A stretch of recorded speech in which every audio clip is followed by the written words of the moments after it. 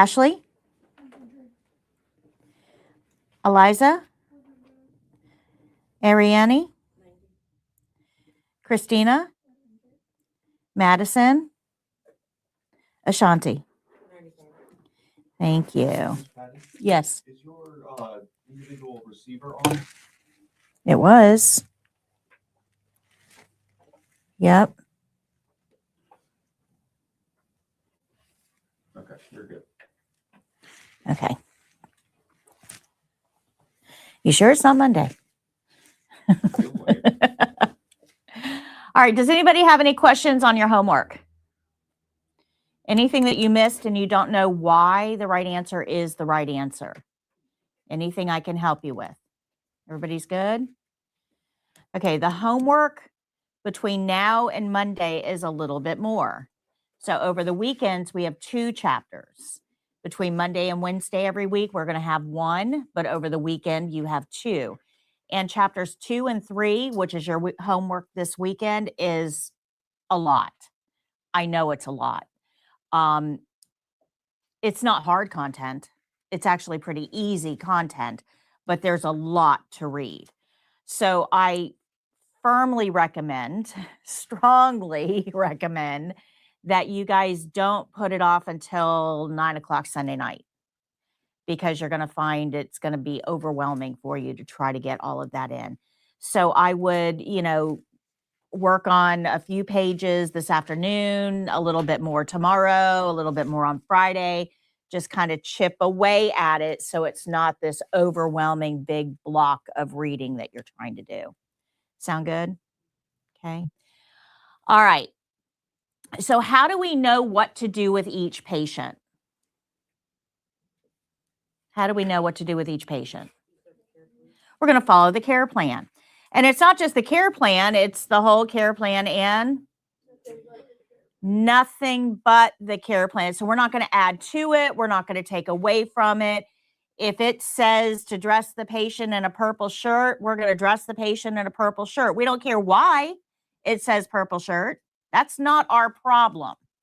Our problem is to read the instructions and do them. It's that simple. While we're performing those tasks that are on the care plan, we should be making what? Observations, right? Notice things. What do you see? What do you smell? What do you feel? What do you hear? Anything that you notice needs to be reported, but who are we going to report it to? The nurse. Very good.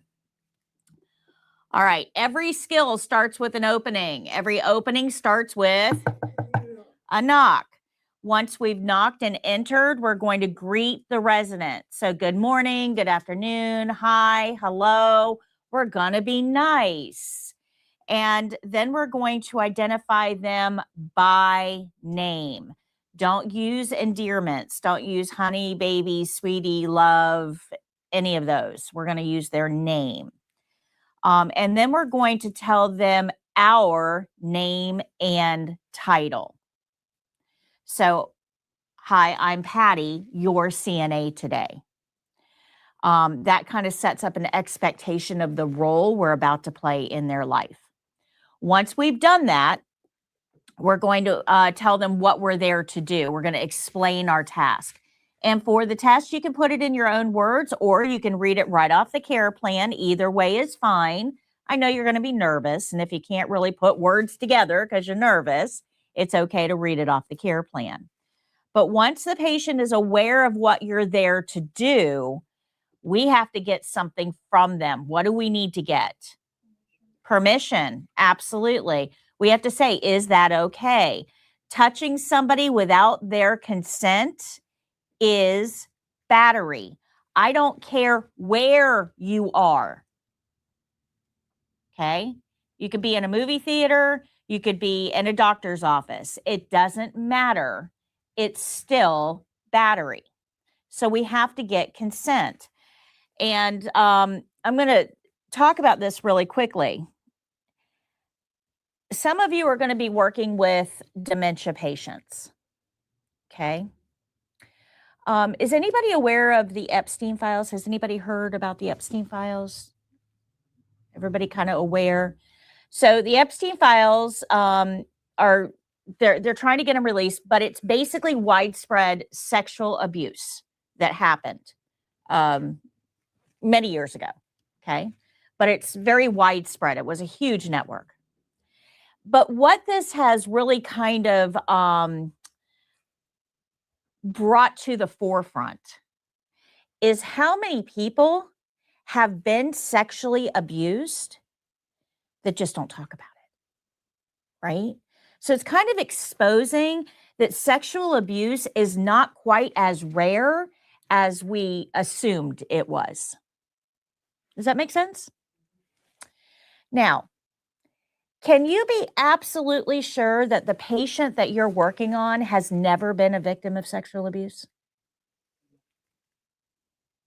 No, that is impossible to determine. Impossible.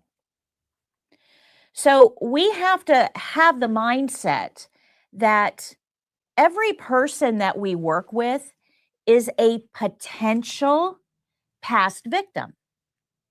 Now, what does that mean for us? It means that if this person was a past victim, if I uncover them and expose them, do you think they're going to be okay with that?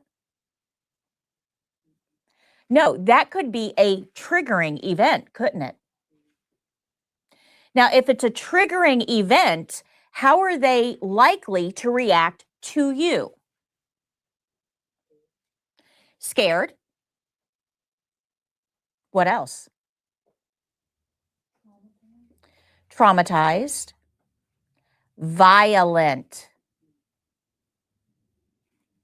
They may be fighting for their lives. You guys understand that?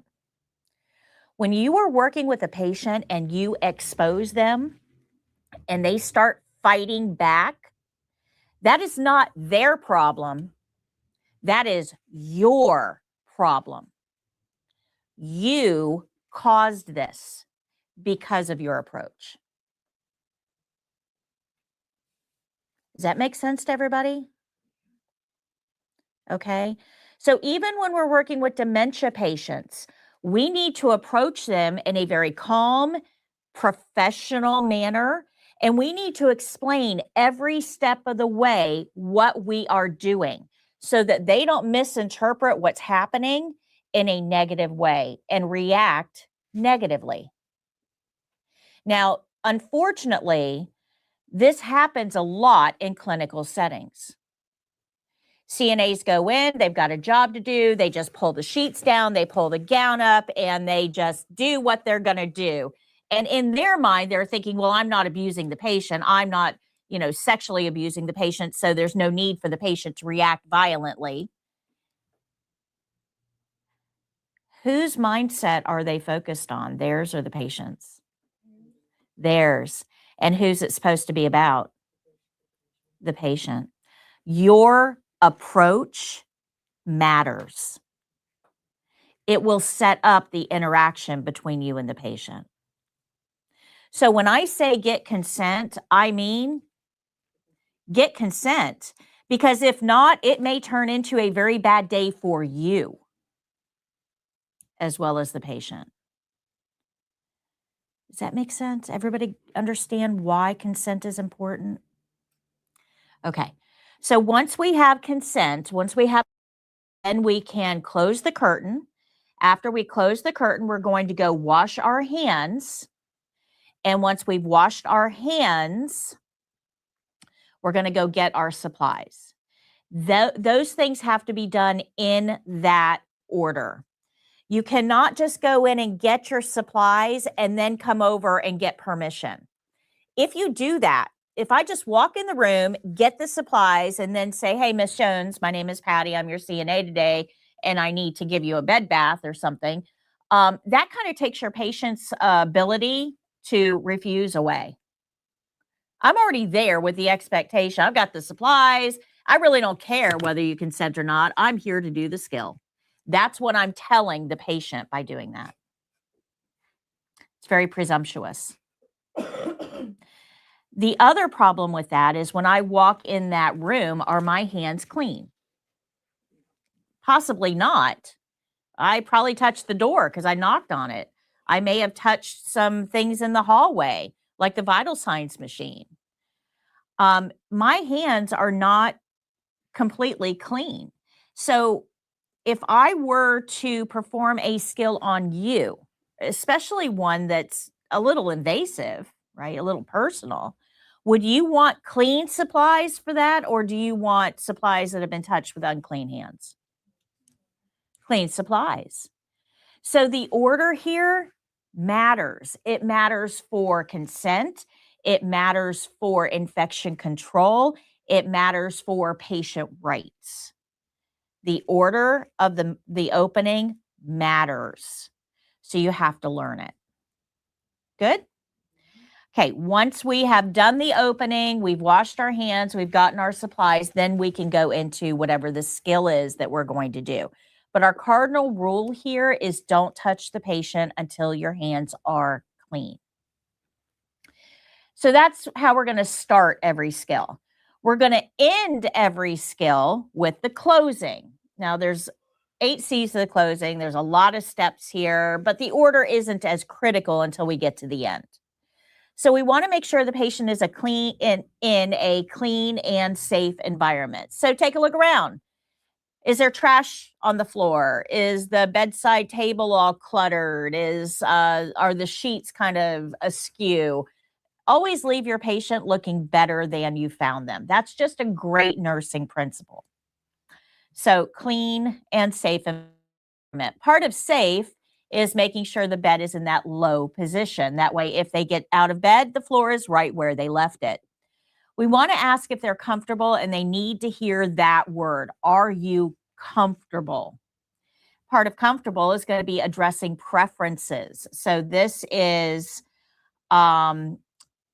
emotional comfort. So do you want a magazine? Would you like your TV remote? Is there anything else I can get for you while I'm here?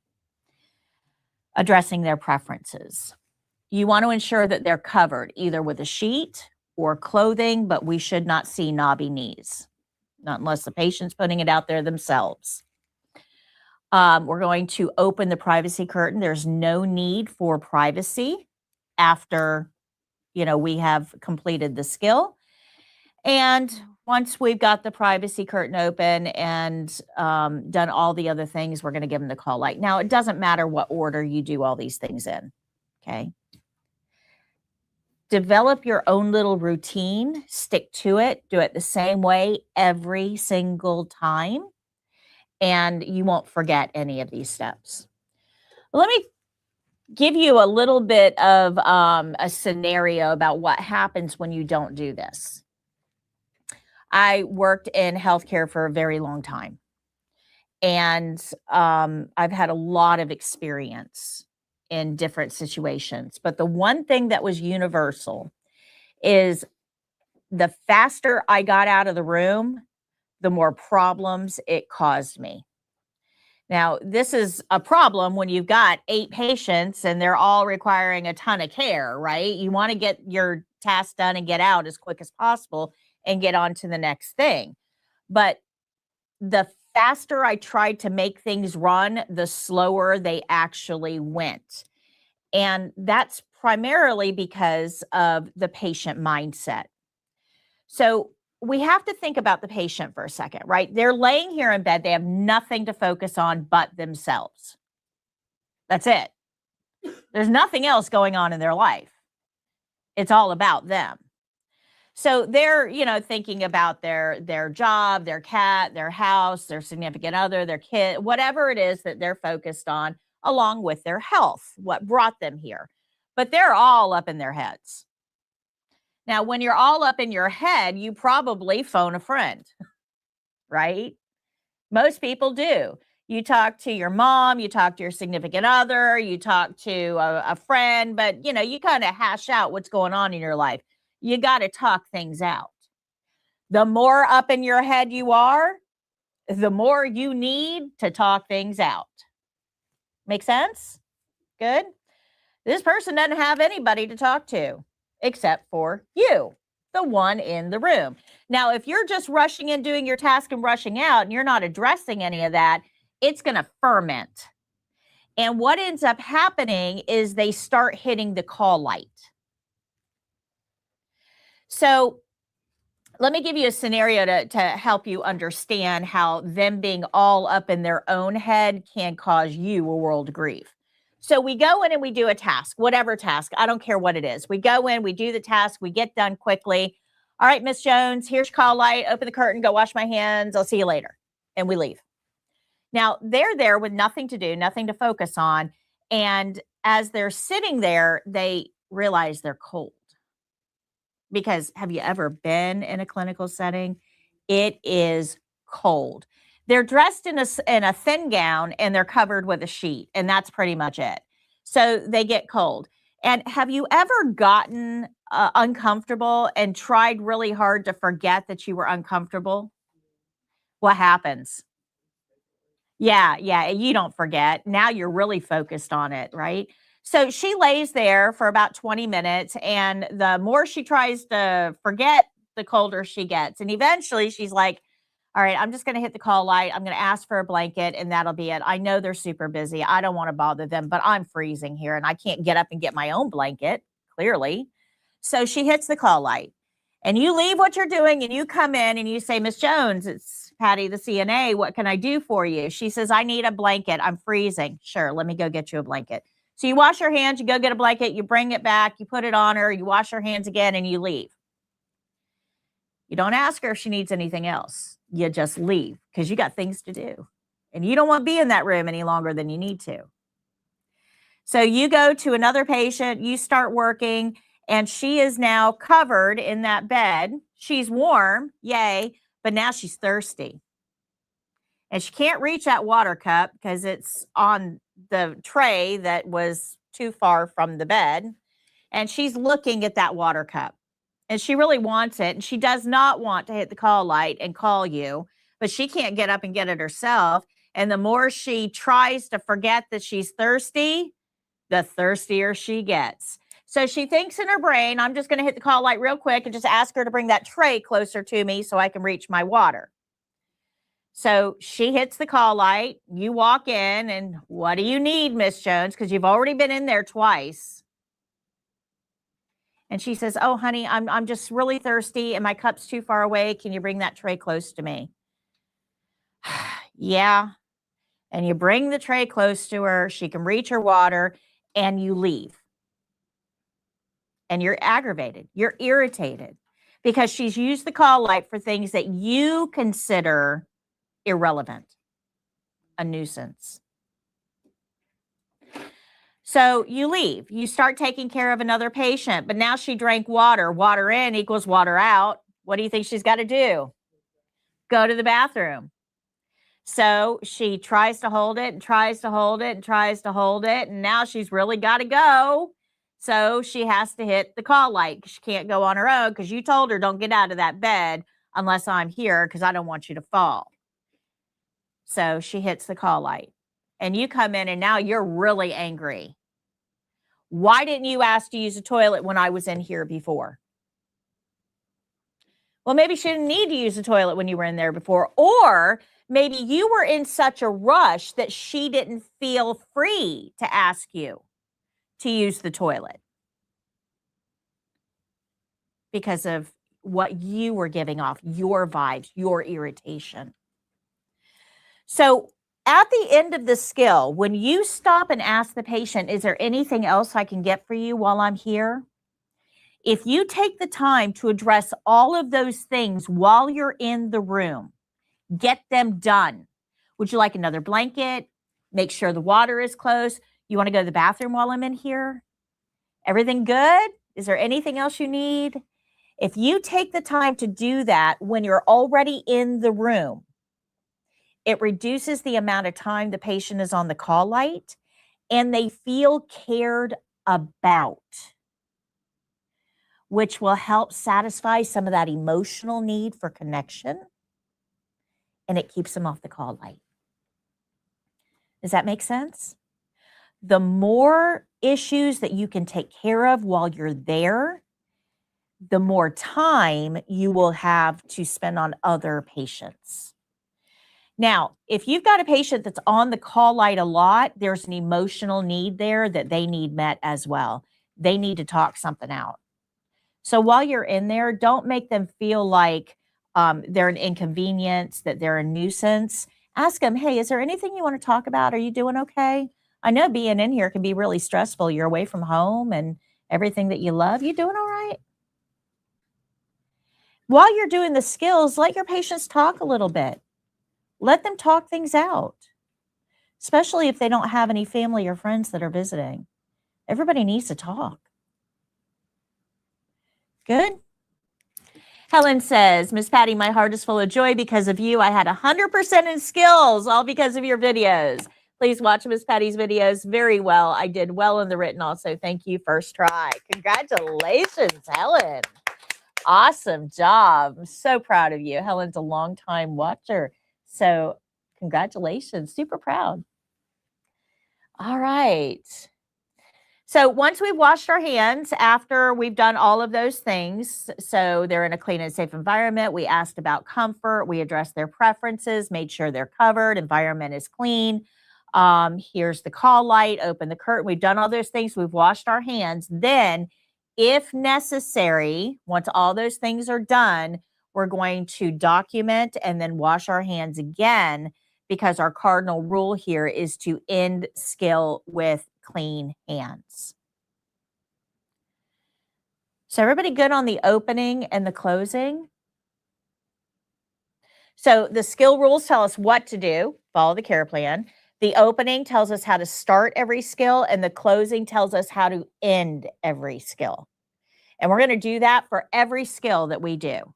So today we're going to actually start adding in skills. Good? Did I go too fast for anybody? Is anybody lost? All right. So one of the skills that you're going to learn how to do, or that you're going to have to do for the test, is wash your hands. This is what we call a hidden skill. On the state exam, you're going to get your skills listing with 3 skills on it. Okay. So it could be like pulse, range of motion, bedpan, right? Your 3 tasks, your set of skills that you have to do. You're graded on those 3, but you're actually on the test graded on 5 skills. So there's 3 you know about, they're on your care plan, and then there's 2 that are hidden. Hand washing is a hidden skill. What that means is you're going to be graded on it, but they're not telling you that they're grading you on it. They're not going to tell you, hey, go to the sink and wash your hands and let me watch you. They don't do that, because they have to grade not just how you wash your hands, but when you wash your hands. And if I tell you, hey, go to the sink, I can't grade that you know when hand washing is appropriate. So hand washing is what we call a hidden skill. It is tested, but nobody's going to tell you that you're being tested on it. So during the first skill that you do, whatever the first one is on your care plan set, whatever that first skill is, when you wash your hands at the beginning of that skill during your opening, and you wash your hands at the end of that skill during your closing, those 2 are graded. One evaluator will grade the one in the beginning. One evaluator grades the one at the end, because they have to grade you independently. Now, sometime after that first skill, the evaluators are going to tell you that you can simulate hand washing from this point. That just means say. You can say, I am washing my hands now. I would wash my hands here. I would stop and wash my hands. You're just going to verbally place hold. You don't have to go to the sink. You don't have to mime. You don't have to, just say when you would wash your hands. Make sense? Okay. But nobody's going to tell you about hand washing. So 3 skills that you know about. Hand washing is a hidden skill that they're not going to tell you about, that you're graded on. And the other hidden skill is indirect care. So these are all the nice things that we do for our patients to make them feel cared about. Okay. Nobody's going to tell you about those either. As I teach you these skills, I have indirect care baked right in. So as I tell you to do these particular steps, it's because we have to check off a checkpoint on the state exam, whether it's a skills checkpoint or an indirect care checkpoint. Everything is going to be presented together in these skills. Good? So how do we wash our hands? Well, we go to the sink, we turn the water on, make it comfortable, and we wet our hands. You don't need anything to turn the water on because the faucet's dirty, your hands are dirty, it's perfectly okay. So we turn the water on, we wet our hands, and then we get some soap. And we want to get quite a bit of soap. We want enough to keep our, to be able to spread around and keep our hands covered in bubbles. Lather is going to count here. So once we get soap and we bring our hands together, we're going to look at that clock. That's when our time starts. And we're going to rub all surfaces for at least 20 seconds. So the backs of the, circle our wrists at the backs of our hands. We're going to go on the back of our hand in between our fingers. We're going to go between the thumb and index finger. We're going to go the bottom of our hand by our pinky, and we're going to go the palm of our hand, interlacing those fingers. All of those areas for at least 20 seconds using the clock, not a song. What do you think happens to your singing speed when you are nervous? It does. It's no longer an accurate gauge of time. And for the test, you're going to be nervous. I have known students that failed hand washing because they only rubbed for 19 seconds. When it says at least 20 seconds, what does that mean? It doesn't mean close to, roundabout, kinda, sorta. It means at least 20 seconds. Scientific. So use the clock. Once you get all of those areas rubbed, then we're going to go down each one of our fingers with our, I'm not advancing these slides, I keep forgetting. We're going to go down each one of those fingers to get our cuticles, and then we're going to circle our nails on the palm of our hand to get underneath our nails, and then we're going to rinse. Really quickly, a note about fake nails, whether they're acrylic or if you've got gel or whatever, not graded on the state exam. So if you're a person that likes to have your nails done, perfectly okay on the state exam. They're not going to penalize you. Everything is fine. However, that is something that you're going to want to check with your employer on. Okay. That's a great interview question. What is your policy on fake nails? I am going to say two things about fake nails. As you can see, I love, acrylic nails, and I love to have my nails done. I don't have my nails done. Two reasons for that. Number one is that if they're too long, you risk injuring the patient. You just do. And especially because with acrylic nails specifically, they're thicker than your regular nails, and they're adhered to, they're not part of your body, they're adhered to your body. There's two separate things.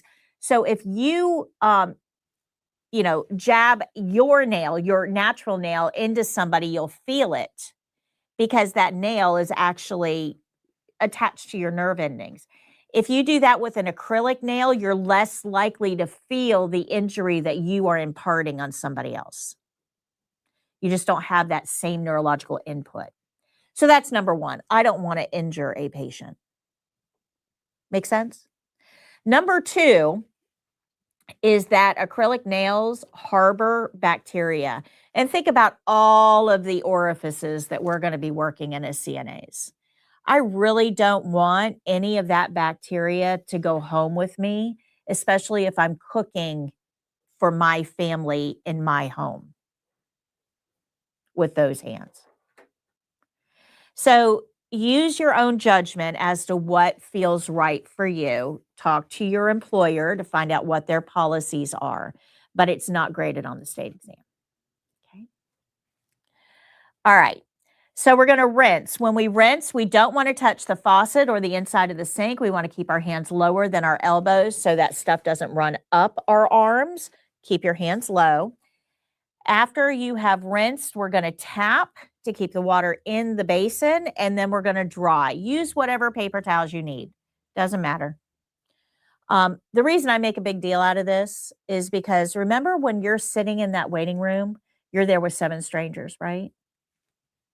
When you're waiting to test, you don't know those people. They don't know you. And there's nothing to distract you. You guys are all staring at each other. You're there to test, so your nerves are really, really high. So you end up talking about the test and about your training. It's very, very natural. And what ends up happening is a conversation kind of like this that will go around.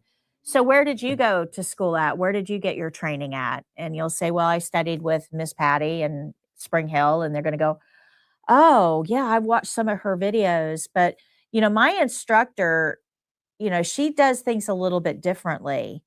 And you're going to go, okay, who cares?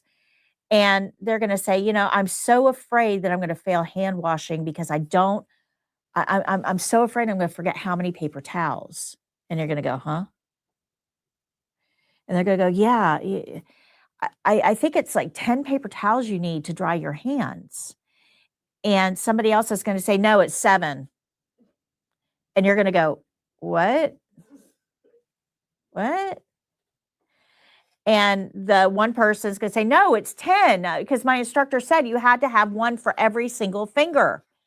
And I've got 10 fingers, so you got to use 10.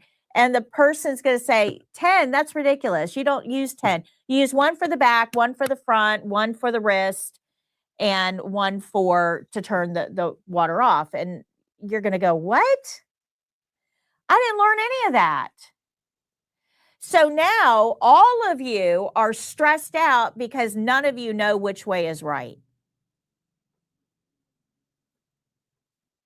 And you're about to walk in and test. That's scary. So my advice to you during testing day, don't make friends. Don't talk about what you learn. Don't talk about the skills. You can talk about anything else. Talk about the weather, talk about politics, talk about religion. I don't care. Don't talk about the test because it will end up derailing you. It'll break your confidence going into the test. I'm telling you, you've been taught properly, and you'll know that because you see the actual checkpoints you're being graded on the screen for everything I'm teaching you. I back up my instruction with facts, and I'm showing you the facts.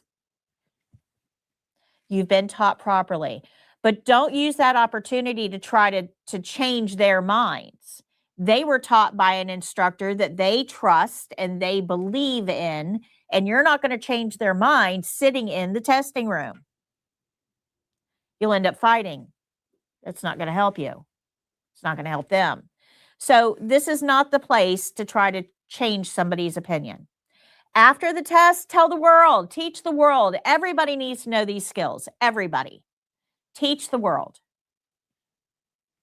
But not on testing day. Okay? So when I say nobody cares about the paper towels, that's what I mean. Look at the graded checkpoint. Does it say anything about how many paper towels? Does it tell you where to dry first or how to dry? No. It says use clean paper towels to dry hands and wrists. That's it. That is the checkpoint. So there are some instructors out there that want to overcomplicate this to make themselves look like they've got some mysterious testing secrets, and they are, unique in the world, and they are super special, and you should listen to them and hold them up on this pedestal because they've got these secrets. Yeah, they're overcomplicating things to make themselves seem more important. That's what happens. Go by the facts. I think simple is best. Then we're going to dispose of those paper towels in the trash can. Now, all this time, your water's been running. Water conservationists hate this, and I get it. I understand. But we've got to leave that water running because if you turn that faucet off with wet paper towels, Those wet paper towels can rip very, very easily. And the faucet's the dirtiest thing in the bathroom. You're going to recontaminate your hands and bring that contamination over to your patient without even realizing it. Make sense? Dry paper towel to turn that faucet off. Don't sing. Use a clock. Don't sing. All right. So you're going to have to wash your hands before and after every skill, but they're going to tell you to simulate after the first skill is done. Simulate just means say. So everything we just went over was a recap of day 1, class 1. Okay. So all of that should have sounded somewhat familiar to you. We will have a review at the beginning of every single class moving forward of all the content that we've learned prior to. The reviews get shorter as we go. So by the time I get to class 6, I'm just clipping through them. But up through class 6, you will have a review of everything that we've learned in the previous classes. Repetition helps it cement in your mind. Okay. But kind of keep in the back of your mind that class 6 is our final review. So when you're getting ready for the test and you want a quick review, go to the very beginning of class 6. All right. Let's talk hand sanitizer. This is Jeremy. Isn't it cute? Hand sanitizer. We know it. We love it. We probably have some hanging out in our car. Could even have some in your purse or your pocket. We use hand sanitizer a lot. Can we use it in healthcare? Well, the answer is it depends. It really does. If you have visible body fluids on your hands, hand sanitizer is not enough. We have to go wash that off. Okay. So if you have blood, urine, feces, saliva, anything, wound drainage, anything visible, we need to wash off. But there are some situations where hand sanitizer is appropriate. Now, let me explain to you how hand sanitizer works versus hand washing. When you go to the sink, it's mechanical. We wet our hands, we get some soap, we start to rub together. And what we're doing is loosening all of those pathogens from the surface of our skin. And then we rinse them right off and down the drain. So that's mechanical, right? Where we're physically forcing those germs away from us. And that's really good to remove the germs. Now, hand sanitizer works differently. Hand sanitizer is chemical, not mechanical. So when we use hand sanitizer and we rub it on our hands, what that sanitizer is doing, that alcohol, is it's actually breaking down the membranes that hold these pathogens together. It pops their bubble. And when it does that, then it kills the pathogen, right? But they don't go anywhere. They're still on your hands. That E. coli is still there. It's just dead E. coli. Now, if I'm going to eat a tuna salad sandwich, I don't want to do it with a side of E. coli. Dead or alive doesn't really matter. I'd really rather not eat that.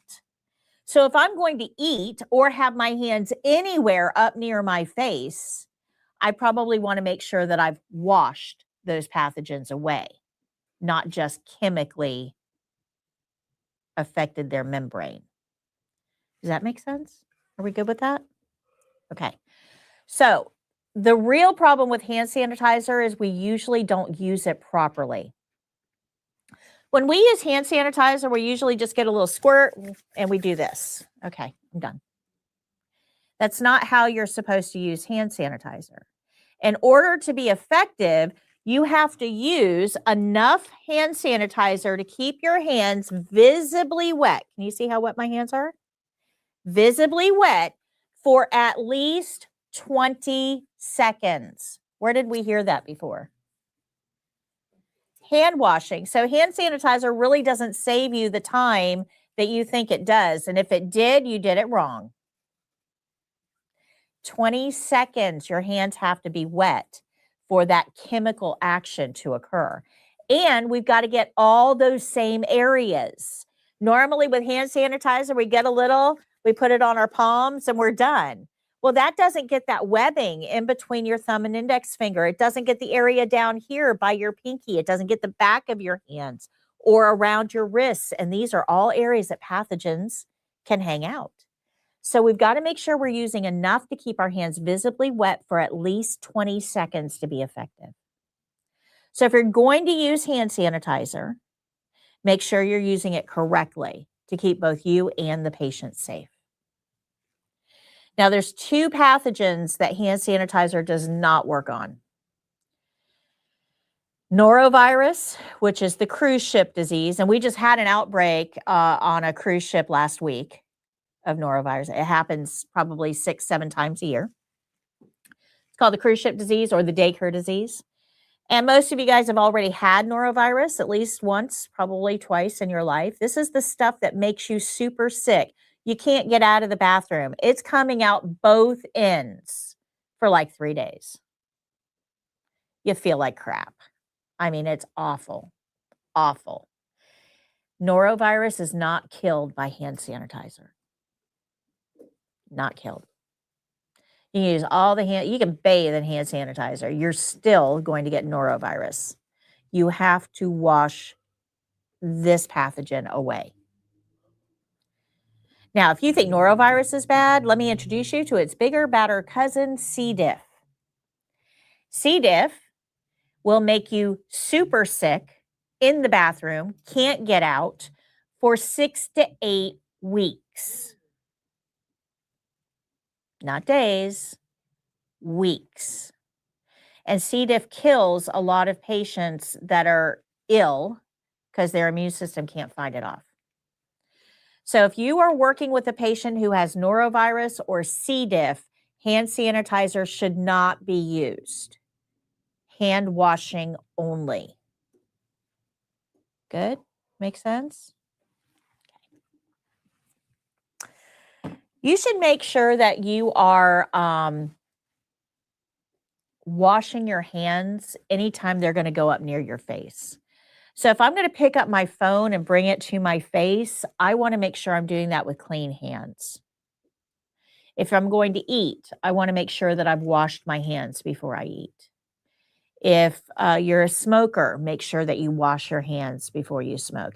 If your hands are going to go up here in any way, any meaningful way, they should be clean, not just sanitized.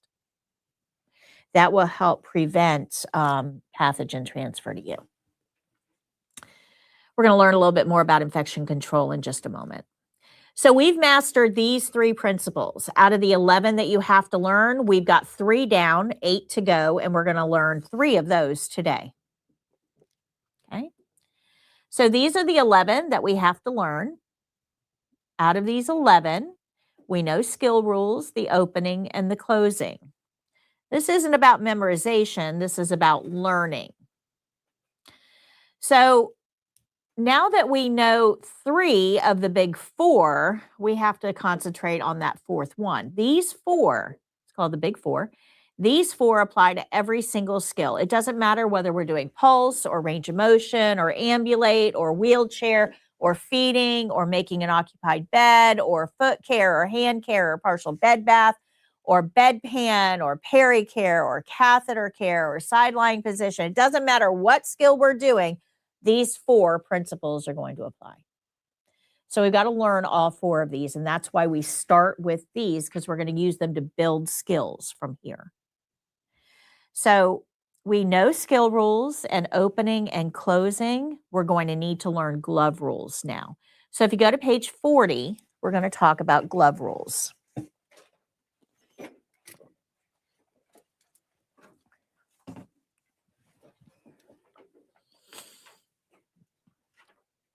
This is going to apply to every single skill that we learn.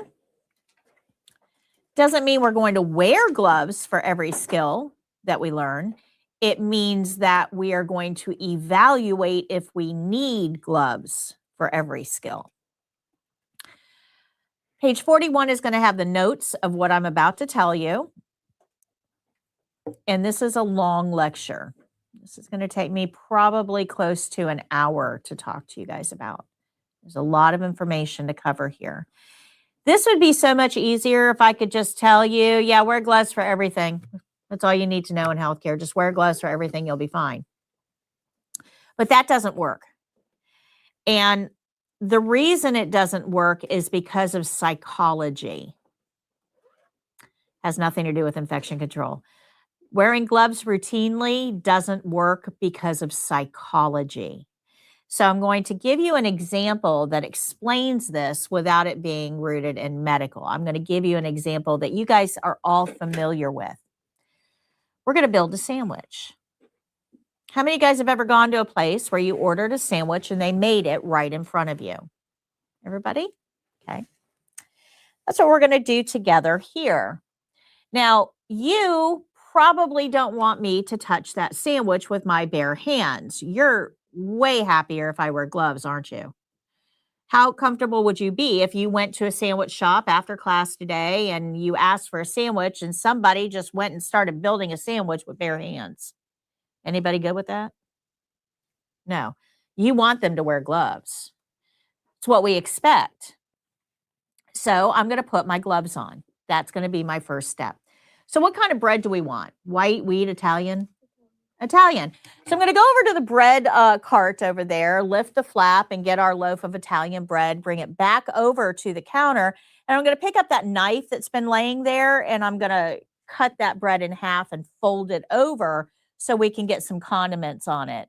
So once that bread has been cut and opened, how about some mayo? Do you want mayo? So I'm going to reach into the mayo container there. There's always that spatula kind of hanging out in there. I'm going to grab that spatula and I'm going to spread the mayo on the bread and put the spatula back in. Do we want any other sauces? Okay, what do you want? Spicy mustard, honey mustard, chipotle ranch? Honey mustard. So I'm going to grab that honey mustard container, tap it, squirt it on the bread. All right. So let's get some bacon because everything's better with bacon. So I'm going to reach into the refrigerator, grab the bacon out, get it out of the package and put it on our sandwich. Now, what kind of meat do you want? Turkey, ham, roast beef? Ham. So I'm going to get under the counter to that little cooler and I'm going to get the ham out and open it up and put it on the sandwich. What kind of cheese do you want? Yeah. American, white or yellow? White. So we're going to get some white American cheese and I get into the cheese drawer to get the cheese, but oh no, oops, I'm out of the white American. So I got to go into the big cooler and get it. Hold on one second. I'll be right back. So I walk into the big cooler.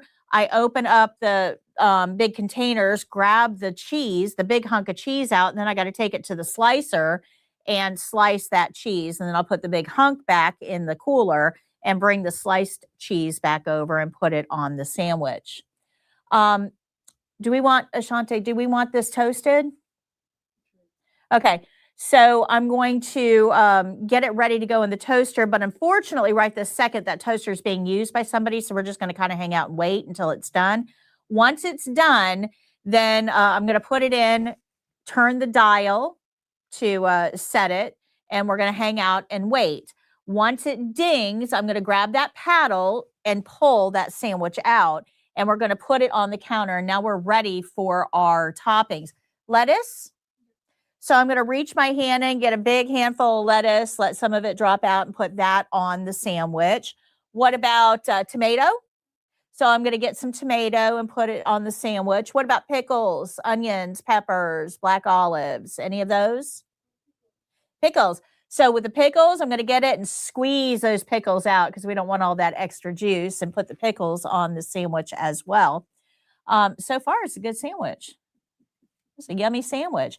So now I'm going to take that knife that was laying there that I cut the bread with, and I'm going to pick the knife up and I'm going to shove it into that sandwich as I fold it over so all that good stuff that we just put in there doesn't fall out. So we're going to hold it in there with that knife, fold it over, and then I'm going to get the papers and wrap it up for you. Probably go over and type it in somewhere so that, you know, we can charge you for it. Good sandwich. You guys ready to eat that sandwich? Why? We just built a perfect, you told me how to build a sandwich. Why don't you want to eat it? But I wore gloves.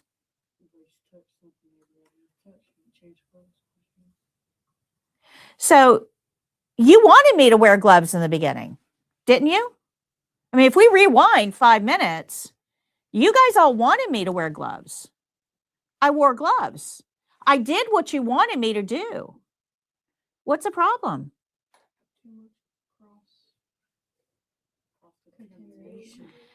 Okay. When you wear gloves routinely, you stop paying attention to what you touch with those gloves. Psychology. Do you think this applies to healthcare too? Absolutely. When you wear gloves routinely, you stop paying attention. So we have to think about gloves a little bit different. We have to start wondering, wait, well, who were those gloves there to protect? What is really the role of those gloves? What are they supposed to be doing? Now, there's two different people that those gloves could protect. Those gloves could be protecting the worker. Those gloves could be protecting the sandwich. As the consumer of that sandwich, who do you want those gloves to protect? Yeah, the sandwich, right? You're the one eating the sandwich. So by extension, you want those gloves to protect you. Make sense? Okay, as the consumer in healthcare, who does she want those gloves to protect? Her. That's right. Now, as healthcare workers, we're thinking about, well, we want those gloves to protect us from that patient. But we already have things to protect us. We have hand washing. We're going to wash germs off before we touch that patient. And then after we touch that patient, we're going to wash those germs off. We already have a mechanism in place to protect us. So really, who should those gloves be protecting in healthcare? The patient. So that means that when we wear gloves, we need to be aware of what we're touching with those gloves. Let's see what the sandwich maker touched with gloves on that potentially contaminated those gloves before touching the sandwich. I touched the bread cart. I touched the knife. I touched the mayonnaise spreader, the sauce bottles, the bacon package, the cheese drawer, the outside of the cooler, the inside of the cooler, the slicing machine, the counter, the toaster oven, the toaster oven controls, the paddle, the toppings, and the knife to close that sandwich up again. Did those gloves do what we thought they were doing? No. Now, I do want you to be aware that this was a real sandwich. I ordered this sandwich. All of the pictures you see on that screen are pictures I took when I ordered that sandwich, and I ate that sandwich. And it was a delicious sandwich. Now, knowing what I know, why would I eat that sandwich? She touched I intentionally took pictures of everything that she touched. Why would I eat this knowing that contamination occurred? Well, it's because I'm healthy. And my immune system needs a little bit of a workout to stay healthy. If my immune system spends its time on the couch, it's going to get old and flabby and not be very effective when I need it to be. I need it to work out occasionally. So I ordered this sandwich and I ate this sandwich, and it was a delicious sandwich. Do not stop ordering sandwiches because you now know this.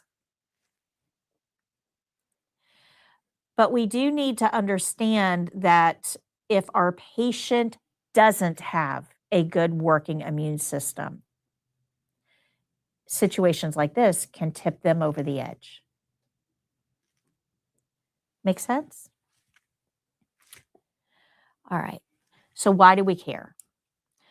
Well, we care because of something called the chain of infection. And you will have some questions on the written exam on the chain of infection. So you kind of need to pay attention to this lecture a little bit. This is a concept that all healthcare providers need to know. But it also applies to the skills test as well in the form of glove rules, which we're going to talk about in a few minutes. So we have to understand that where we work, we are putting ourselves intentionally in a place that is a pathogen-rich environment, okay? We are intentionally working. We're choosing to work in a place that we know pathogens exist in great quantities and great diversity. So we have to understand how this whole system works so that we can figure out strategies to prevent not just our patients from getting sicker, but ourselves as well. That's what the chain of infection is about. How does infection spread from one person to another? And what are some strategies we can use to prevent that pathogen transfer from taking place?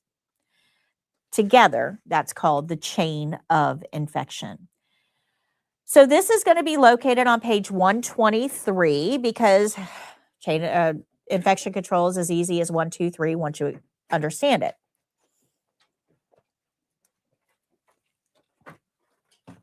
So in the middle of page 123, you see this graphic.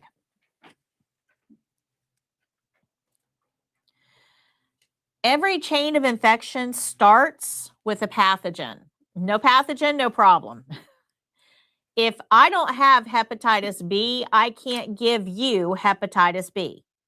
I don't have it. I can't give it to you. No pathogen, no problem. The problem is that we don't always know what pathogens are inside each person because there's something called an incubation period. How many of you guys have heard about measles? Anybody hear about measles, right? Are you familiar with what measles are? Right? We think it's a rash. That's kind of what we, our mind says, well, it's a rash that gets spread around. Measles is a virus that actually infects more than just your skin cells. It causes more than a rash inside the body. Rash is just the visible manifestation of it. So what that means is viruses are sneaky little guys, right? They're not living. They're little packets of proteins. And they're super, super, super small. But their whole goal is to get into a cell. And when they hijack your cell, they keep it from doing its job. That's what viruses do. They hijack your cell. They keep it from doing whatever that cell is supposed to do. And instead, they plug themselves into the RNA of that cell and they crank out copies of themselves. They basically turn your cell into their own personal copy machine. And once there's enough virus in the cell, it bursts. Now they've got lots of little viruses that spread out and they infect all the neighboring cells.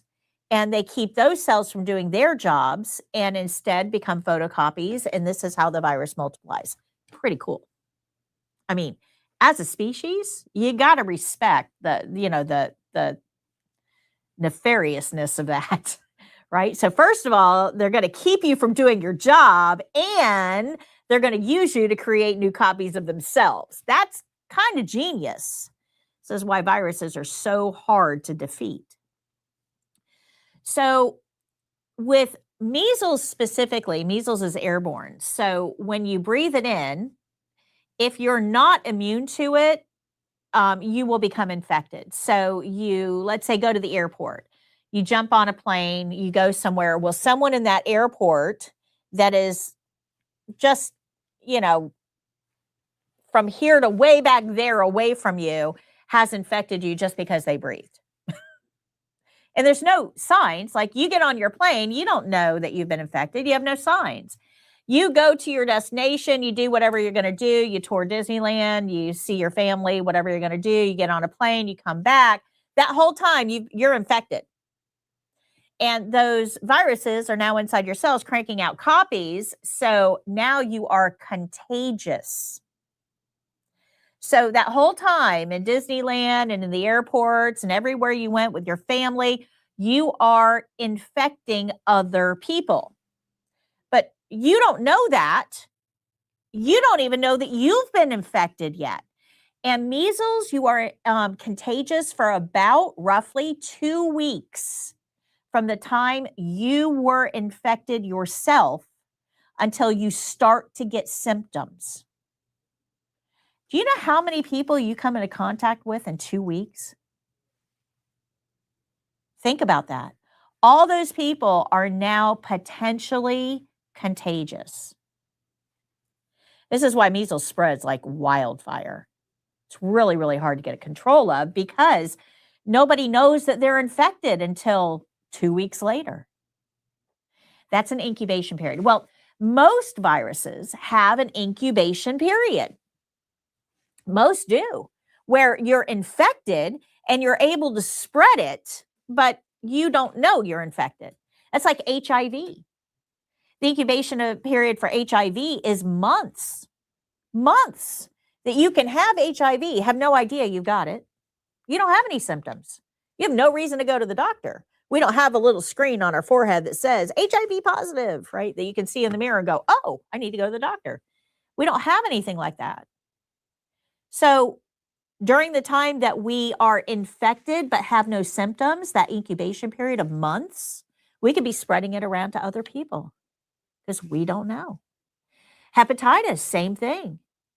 Incubation period of months, possibly even years, where you're infected but no symptoms. So viruses are sneaky little boogers. We just don't know. We don't know. I could be sitting here with a virus that could spread to you, and if I don't know that I have it, how am I supposed to protect you? Does everybody understand what the incubation period is? Okay.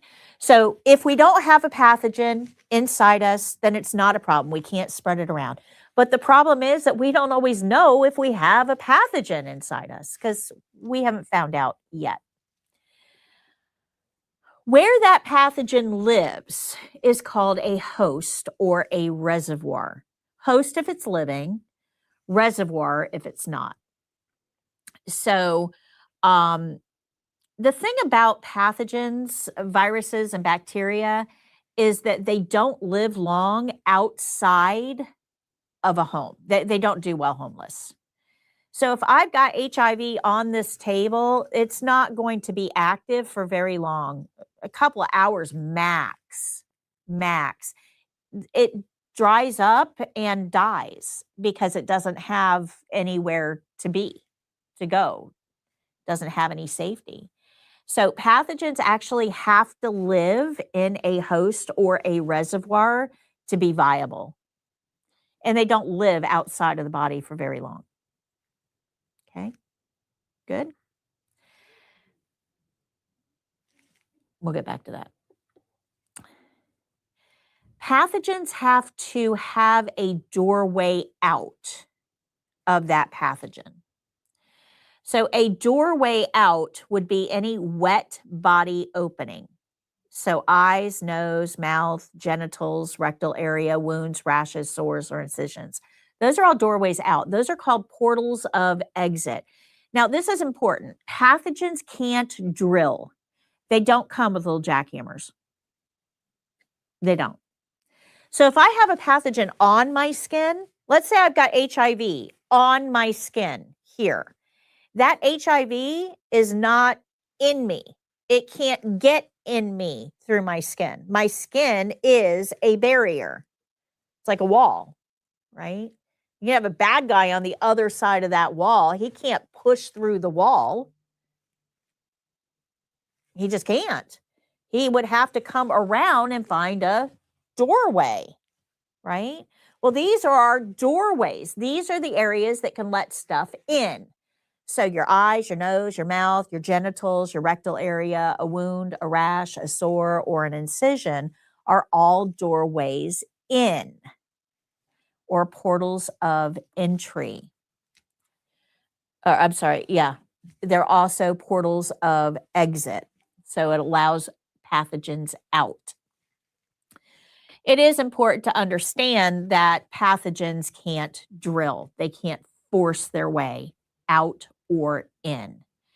Now, once that pathogen is able to find a doorway out, now this is pretty interesting. I always found this very interesting. When you have a cold, right, you get sick, you develop a cold. What are some symptoms of a cold?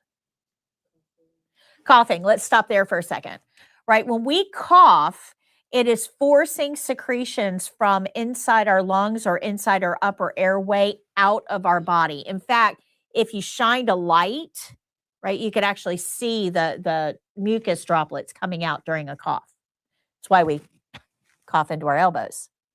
Good? Make sense? Okay. That cough, that forcing of mucus droplets out, that is actually not from the virus. That is your body's way of trying to force that virus out. The virus doesn't cause that. That is your body's reaction to the virus. It's trying to evict the pathogen. What other symptoms do we have? Fever. Fever is your body's way of making the place inhospitable, uncomfortable. We crank up the temperature and hopefully the guest will leave. That's what a fever is. What else? Runny nose. We flood the gates, right? We keep more pathogens from getting in and we try to reduce the pathogens that are already there. We push them out with mucus. Isn't that cool? Right? So that's your body's defenses, your body's way of trying to get rid of the pathogen that's in there using those wet body openings. Pretty cool. Now, once that pathogen is forced out, it has to be able to move around. Now, pathogens don't have wings and they certainly don't have feet. A virus is a virus. It's about as active as that pen. That's it. Once it gets out of the body, it's stuck wherever it's at. Can't move around on its own. It has to travel in or on something else. So this is called the mode of transmission. A pathogen that exits the body has to either flow in blood or body fluids like runny nose, cough, sneezing, or float on dust particles in the air. Flow or float. But they don't like go anywhere on their own. I could sit here all day and watch this pen and it's not going to go anywhere. That's just like the pathogens. Once they get out of the body, they can't travel on their own. They need a body fluid or an air current to travel in or on. So what that means is that if we have body fluids that exited the patient, those body fluids could potentially have pathogens in them. So we need to pay attention. Okay. Float or flow. That's how pathogens get around or their mode of transmission. A common way that respiratory pathogens get around is to hitch a ride on dust particles or mucus droplets in the air. Those are actually pretty rare, though. Measles is one of the few airborne diseases. Very few. Very few. Most things travel through droplets, and droplets are heavy, so they only go about 3 feet around the patient. That's it. So if I've got a patient in this bed and he's got a virus that's respiratory, everything 3 feet around him could have some pathogens. But if I'm over here, that's more than 3 feet. I'm fine. I'm not going to touch his viruses because they're all staying over there by him.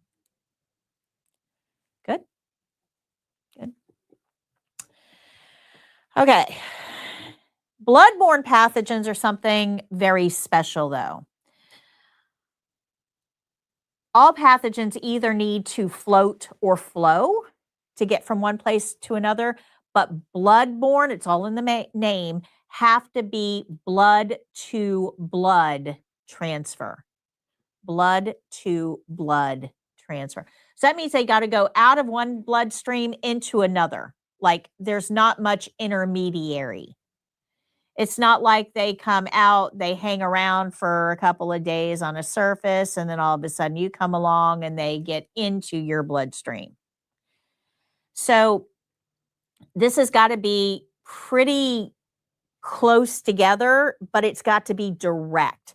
So these are your IV needle drug users, right? So if I inject myself and then I hand the needle to you and you inject yourself, that is blood to blood transfer. Make sense? There are very, very few pathogens that are blood to blood transfer. We call those bloodborne pathogens. All right, but once a pathogen is out of the body and has found a way to get around, it's still not a risk to you. It's got to find a way into your body. So let's say that you over there, you've got hepatitis C, you spring a leak, you bleed on the table, and I come along and I clean that blood up. Okay, so you were the host, you sprung a leak somewhere, so that's your portal of exit. The pathogen got out of you through blood. That's the portal of exit and the mode of transmission. Blood is on the table. I come over, I clean it up. Now I've been exposed. Okay, I now have hepatitis on my hands. I'm still not infected because that hepatitis has to have a way in. Remember, they don't drill. They have to have a way in. Now, the problem is I'm probably going to put my hands somewhere up around my face at some point in the next couple of hours because just like that, you know, we do this. We bring our hair out of our face. We smoke, we drink, we eat, we talk on the phone, we do all kinds of stuff. We bring our hands up here without even being consciously aware of it.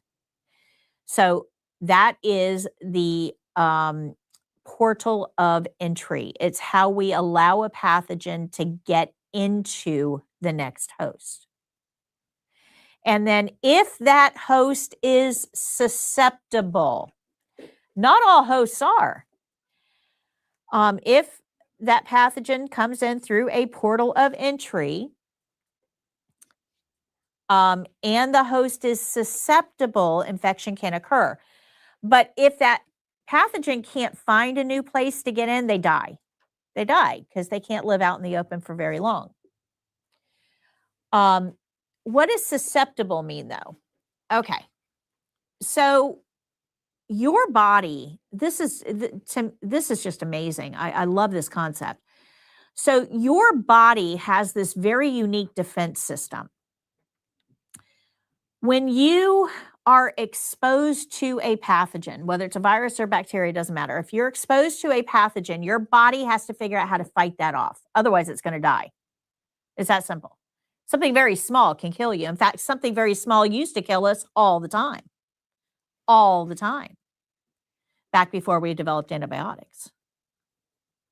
Urinary tract infections. If you guys have ever had a urinary tract infection, that had like a 50% chance of killing you before antibiotics.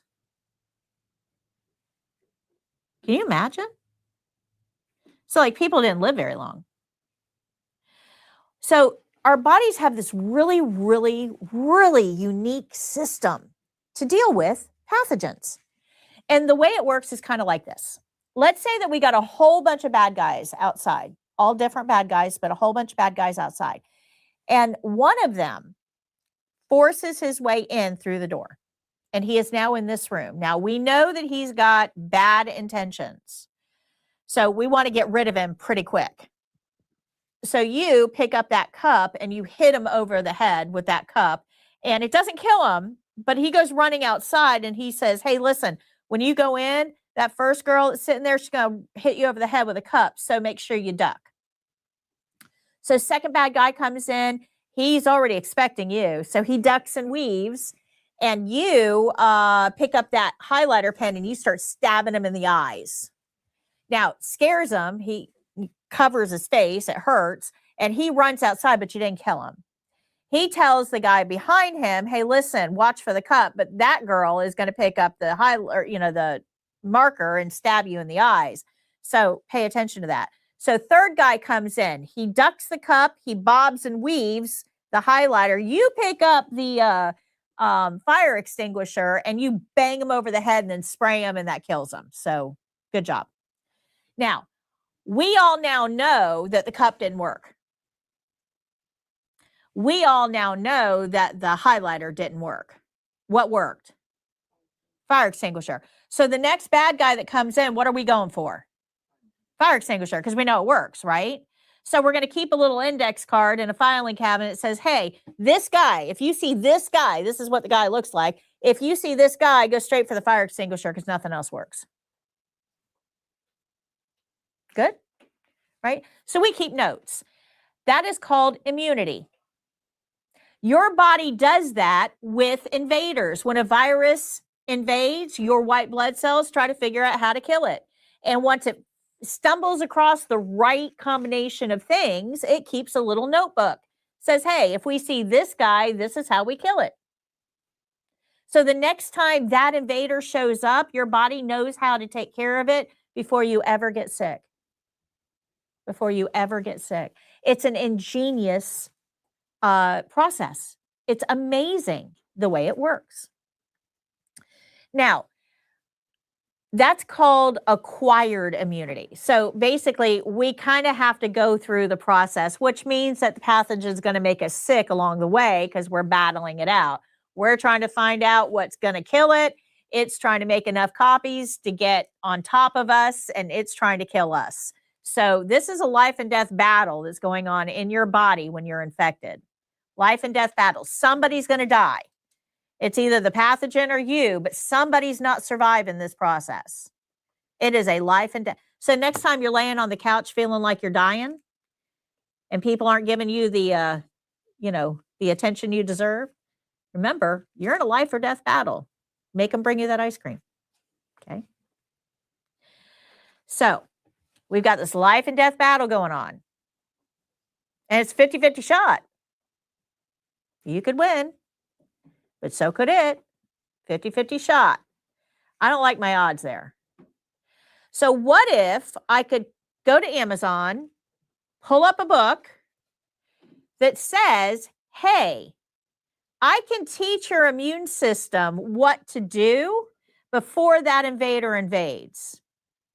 Now, if you buy this book and you read it and you put it in your filing cabinet, anytime you see an invader, you could look up the recipe to how to kill it. And now we just stack the odds in your favor. Pretty good book, isn't it? I'd want it. If I could, instead of 50-50 odds, if I could make it more 70-30 odds, I'm all for that. $12.95. It could be yours, right? That's what immunizations are. That's what vaccines are. They download through a vaccine the picture of the virus. This is what it looks like. And this is how you kill it. That's all a vaccine is. It's that $12.95 book from Amazon. It tells your immune system what to do. So we can kind of stack the odds in our favor. So we can have acquired immunity, which means we've seen this virus before and we know how to kill it and our immune system can go to work. Or we can have artificial immunity, which means that we bought the book on Amazon and we have instructions. Either way, we're probably going to beat the invader instead of it beating us. That process, okay, of us being able to beat the invader quickly because we already have instructions is called susceptibility or unsusceptibility, actually. You have to be susceptible to be infected. Make sense? Okay. It's a pretty cool system. So if your white blood cells have been trained to kill the invader, there's not going to be any infection that happens. So since pathogens need a home to survive, most pathogens don't live for long outside of the body. And this is where healthcare workers have to become concerned.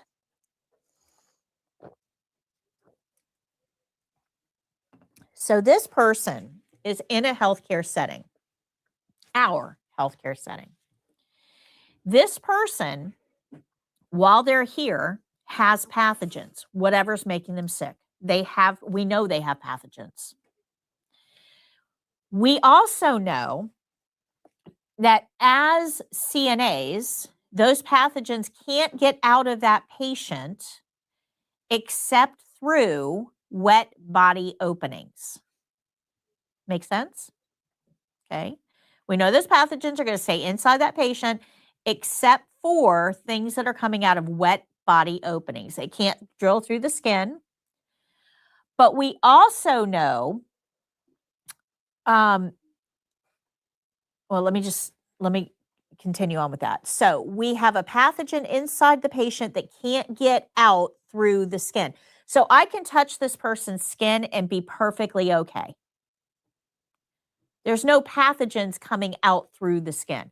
There's no pathogens drilling in through mine. I can hold their hand. No problem. But we know they're stuck in here, right? They're probably not moving a whole lot. They're probably not going over to the sink and washing their hands very much. So if I reach over and hold their hand with pathogens on my hand, they're probably not going to have much opportunity to remove those pathogens before they bring their hands up to their face. So we want to minimize the amount of pathogens we bring to the patients. That's why we only touch patients with clean hands. Good? Make sense? All right. So if we use good hand washing with every patient, we're going to minimize the amount of pathogens we bring to the patient. We also remove any pathogens that we picked up from the patient. This is why good hand washing at the beginning and end of the skill are important. It breaks this chain of infection. But what happens if somewhere along the line, let's say that this patient has a respiratory disease, they're coughing, they're sneezing, they're snotting, they've got runny nose, they've got Kleenexes all over this table, and I happen to touch that Kleenex with bare hands. It's okay. Those pathogens can't penetrate through my skin, and we know that pathogens outside of the body don't live long, so there's probably not even any live pathogens on there anyway. But let's say I pick up those Kleenexes and I throw them away. What do you think the next thing I want to do is? Wash my hands, right? So if I came across any pathogens, I'm going to just put them right down the sink. They're not going to be an issue for me. Okay. So how does an infection travel from one person to another? It's only if the patient has a pathogen and if that pathogen finds a doorway out, and if once they found the doorway out, they are not on a surface out in the open for very long, that they have a fluid or an air current to travel in or on, and if it finds another living host to get into, and then it has to get into, not on, that living host, and then that host has to be susceptible, that's a whole lot of steps. It's not as easy to get an infection as just being in the right place at the right time. There's a lot of steps that have to happen here. So I don't want you to be afraid of your patients. Your patients should actually be afraid of you because they're fighting off a pathogen already. If we bring them another pathogen from another patient because we don't use good hand washing and we bring it directly to them, That's when things get difficult, but it gets worse than that for CNAs. So if you touch any body fluids, wash your hands. This is a good cardinal rule to live by. Just don't let stuff from other people's holes into your holes. It's that simple. If it came out of somebody else, it doesn't need to go into you. And yes, that includes everything. Okay? If it comes out of somebody else's hole, it doesn't need to go into yours. Keep your holes covered. So if I have facial piercings, I probably want to consider that. That is a hole that pathogens can enter. If I have a cut or a scrape or a scratch, I need to consider that because that is another hole a pathogen can enter, right? So I need to be aware of my own body and the holes they contain. So gloves themselves provide an extra layer of protection. No different than your skin. Your skin already does that, but gloves are going to provide an extra layer, especially when you're going to be working with body fluids, right? We know pathogens travel in body fluids. So gloves are going to provide an extra layer if we are working with body fluids. Make sense? Good?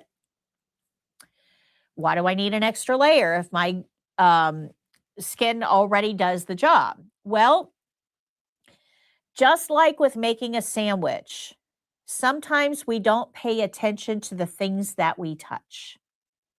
So right now in here, as I'm talking, there's 1, 2, 3, 4, 5, 6, 7, 8. There's 9 of you. Right now, as I was talking, 3 of you had your hands up near your face. If you have gloves on, you are less likely. Remember, most of our body openings are right here, right? The ones that are visible, right? They're right here. So you touch your face way more than you think you do. You do. So gloves actually provide a visual reminder to you, don't bring those hands to your face. That's really the role that gloves play. They don't do anything more than your skin does. It just reduces the likelihood that you will bring your hands up to your face if they're covered with gloves. Pretty cool, right? Did you guys learn anything about gloves? Okay, so let's think about who in this setting actually needs that protection, me or the patient. Well, I'm active. I've got a good working immune system. I'm not currently sick. My immune system is able to kind of handle whatever it's going through. I work on good stress management, living a good, healthy lifestyle. I do all the things, right? So I'm not really at risk here. But my patient is currently in a place that has a ton of pathogens. They are sick, so their immune system is currently busy. So which one of us is at a bigger risk? The patient. That's right. So if your immune system is currently on standby, but your patient is ill or injured, so their immune system is currently busy, and they're in a place with the biggest, baddest pathogens in town, then it's really kind of up to us to make sure that they don't catch anything they didn't come in with. Now, this is particularly important for CNAs because of the tasks that we do. You guys remember the whole ADLs that we learned about, right? Things that we do for other people they would normally do for themselves. So brushing teeth, that's a wet body opening, isn't it? For mouth care, denture care, feeding. What about toileting? We're around a wet body opening there. A lot of the tasks that we do are going to involve us being around portals of entry for our patients. Working around incisions or wounds, very common in healthcare. So we have to understand this system, the chain of infection, to know how to make sure that we're not giving the patient something they didn't already come in with, and how detrimental that would be to them. Gloves are not there for you. They're there to protect the patient. Good. Just like the sandwich. If that person had worn gloves to protect the sandwich, they would have changed their gloves when they touched every one of those things, or made sure those things were clean before they touched them. Good. You've got to think about the focus of the gloves. Wearing gloves alone is not enough. All right.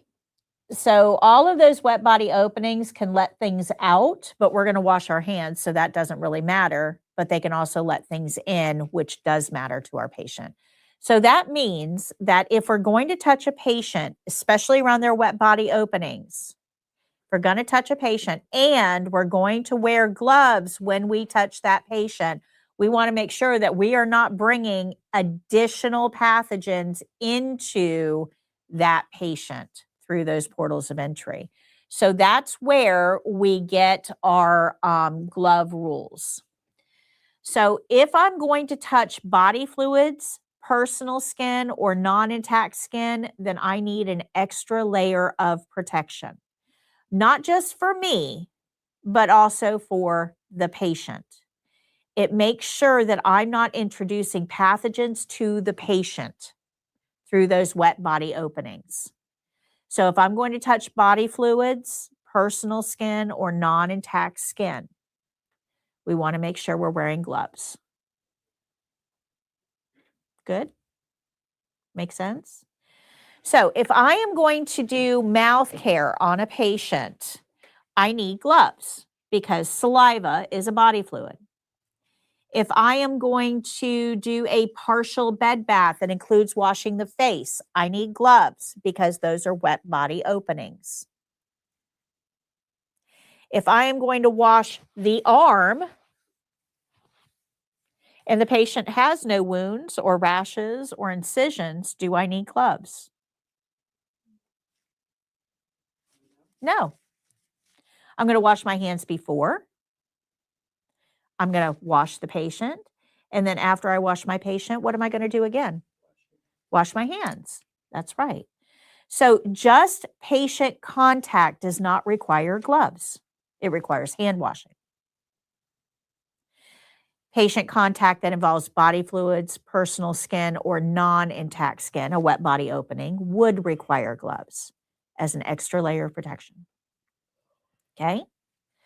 Now, if we decide, this is called standard precautions, by the way. We're going to use it on everybody because you can't tell by looking at somebody whether they have a pathogen. They may be in their incubation period.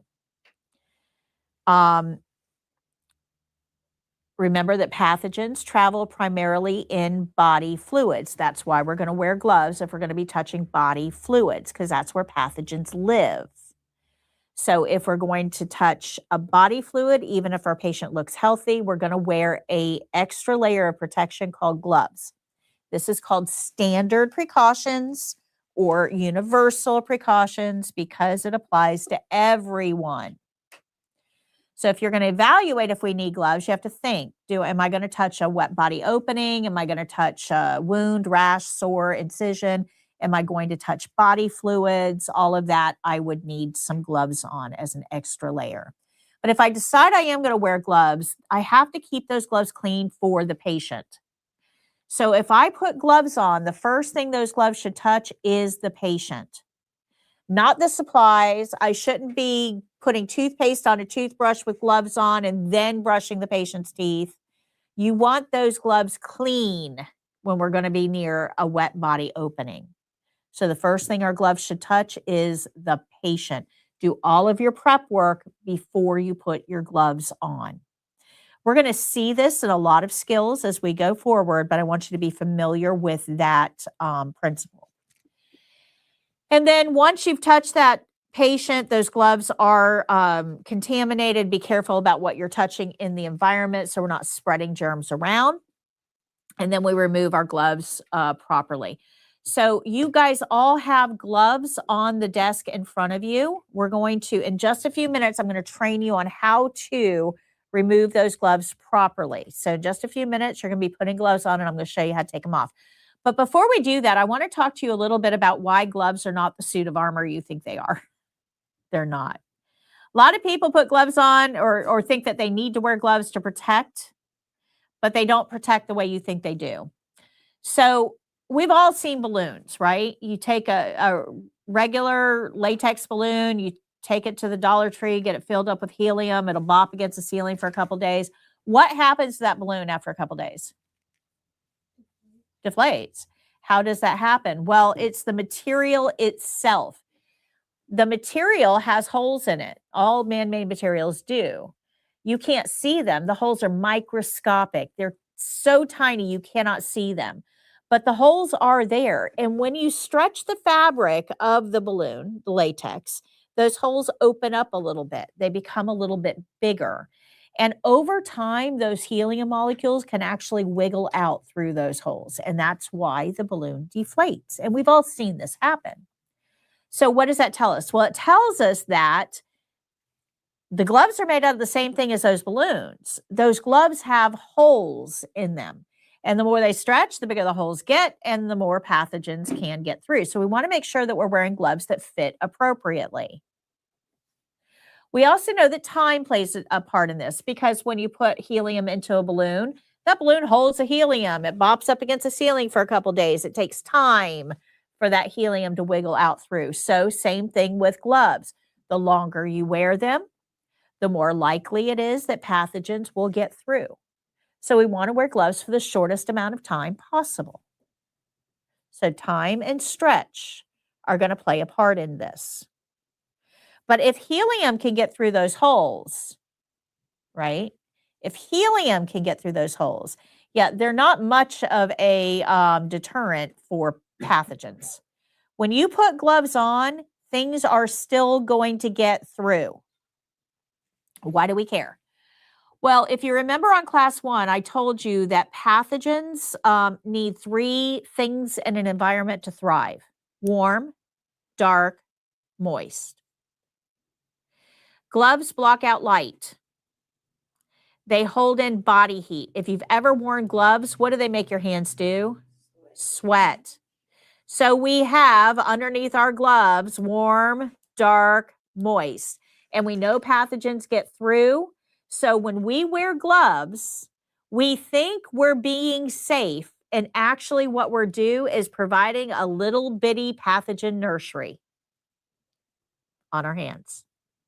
Now, the biggest risk for gloves is that people generally put them on, do what they're going to do, take them off, and think to themselves, my hands are clean because I wore gloves. And they don't wash their hands afterwards because they think the gloves did that job for them. The gloves did not. In fact, you probably have more pathogens on your hands after wearing gloves than you would have if you never wore gloves at all. So that is the biggest risk with gloves. People tend to not wash their hands. Anybody ever go to one of those big box, we're not going to say the name, but a big box store where you have the little old lady cashiers and they're checking you out and they wear gloves? Have you ever seen that? And a little old lady cashier wearing gloves because they don't want to touch your ketchup bottle, right? So they work this 4-hour shift and the whole time they're, taking everything over the scanner. They're taking money, although nobody pays in cash anymore. So, they really don't handle cash too much, but they're, just scanning stuff. And then after about 4 hours, it's time for their break. So they take their gloves off and they go to the break room and they don't wash their hands because they didn't touch your ketchup bottle. And they eat their tuna salad sandwich with a side of E. coli. And they wonder why they get sick because they wore gloves. Gloves provide a false sense of security. If you don't really understand what they are and what they truly do, you will put yourself at risk. Make sense? Yeah, they're not the magic suit of armor you think they are. The inside of that glove is warm, dark, and moist. So now we're going to learn how to remove our gloves correctly. So this is going to be on page 43 for your step-by-step instructions.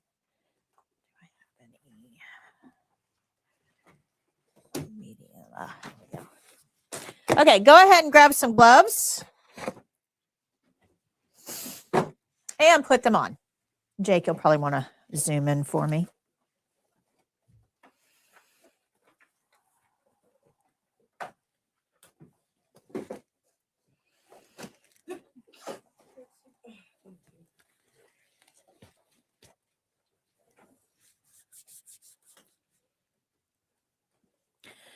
Okay, once you have gloves on and you've done whatever it is you're going to do with your patient, whatever that thing is that you're doing, and now we have contaminated gloves on, we have to learn how to take these off properly so we're not cross-contaminating.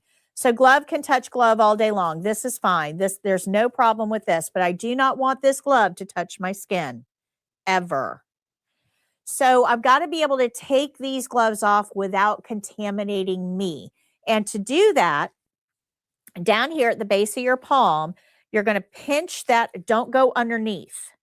You want to pinch up at the base of the palm, keeping your thumb. A lot of people put their thumb under the glove. Don't do that because that's skin contact. We just want to pinch. So we're going to pinch up, pull this off inside out. That traps all the contamination inside. And you want to wind it up in your hand to keep it from waving around and spreading pathogens. Now, skin can touch skin. I do not want to touch this glove with my skin. So a lot of people do this. Do you see what's happening here? So we don't do this. We take our hand, flat is better, go underneath that cuff and pull it off inside out. So one inside out glove is inside the other inside out glove. And then this gets thrown away. Or you can take it home and clean your bathroom with it. All right. Any questions on how to remove your, thank you, Jake. Any questions on how to remove your gloves properly? Do not let your glove touch your skin in any way. This is a graded checkpoint on skills. If you wear gloves, you are graded on how you took them off. Okay, good. Good. All right, so this is a picture of how gloves should be removed.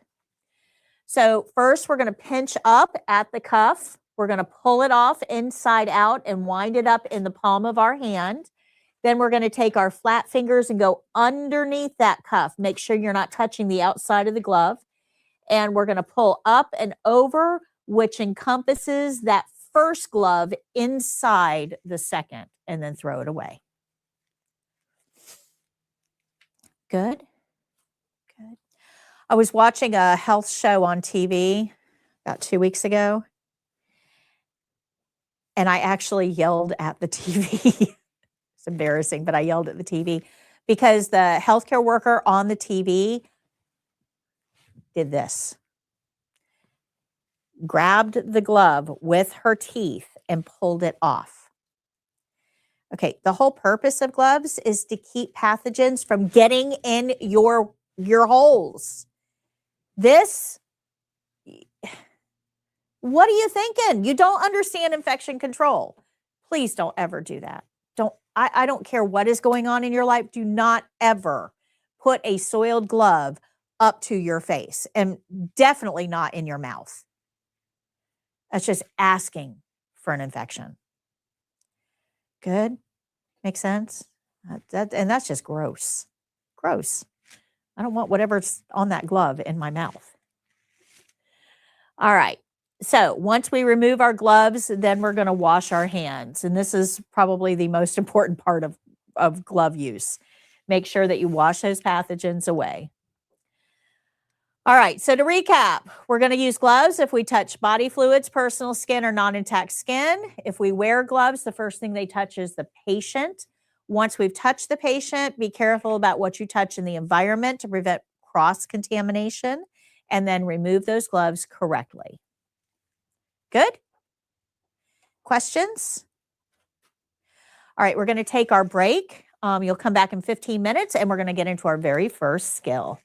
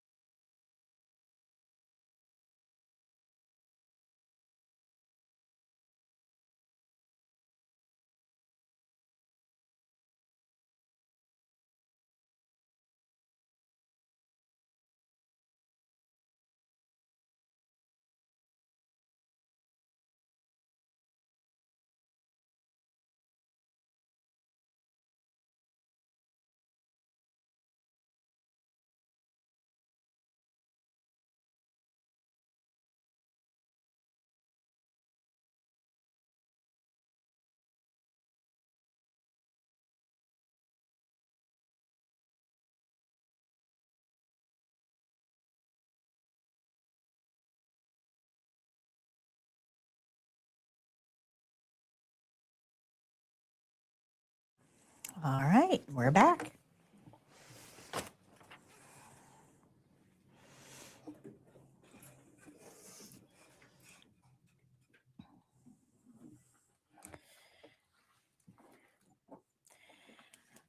All right, anybody have any questions on what we've gone over so far?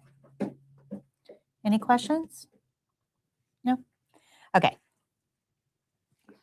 So the first skill that we're going to learn, actual skill that we're going to learn is pulse. So this is measure and record pulse. The overview is on page 52.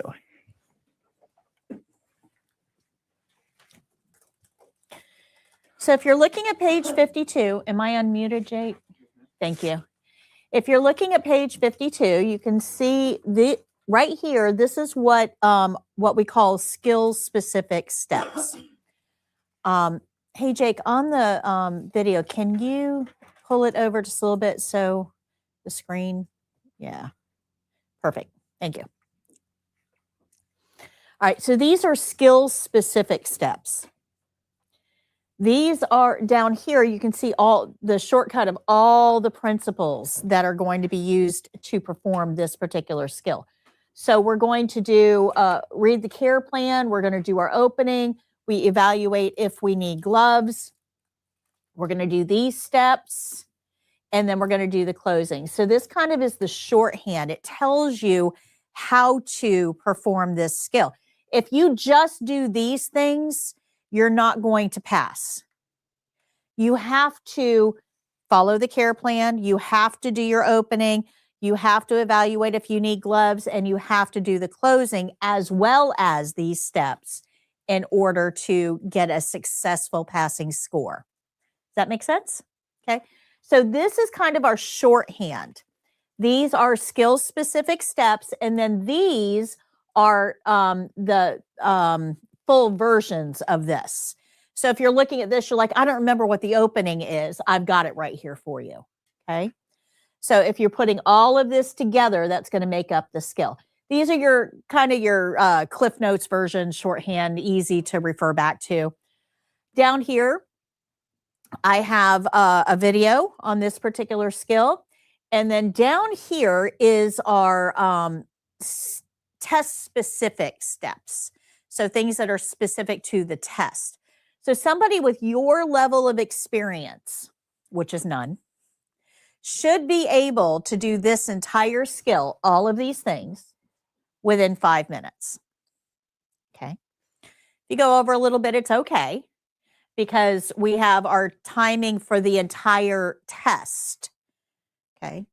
But when they give you that timing for the entire test, they're taking into consideration that this portion of the entire test shouldn't take you any more than 5 minutes. This is going to be a live testing student. That means that you might be a patient for this skill. That person will be positioned in bed. So let's say that you're testing and you're going to be assigned to be her patient. They would ask you to come lay down in this bed and be pleasant and cooperative. And that's how the skill would start. So the evaluators, think of them like the directors of a play. They're going to set the scene for each skill. This does require documentation. Your normal values for pulse, we're going to learn in just a minute, between 60 and 100. And you can be off by 4 beats in either direction and still be accurate. So if our normal is 60 to 100, okay, that's a 40 beat range. Normal 60 to 100. Let's say that you're taking the pulse and the evaluator got 76. I'll tell you how that's going to be set up in a minute for the evaluator to get it. But the evaluator got 76. If you got 72, 73, 74, 75, 76, 77, 78, 79, or 80, you're considered accurate. So that is a very large margin of error. It's not that you have to be exactly what they got.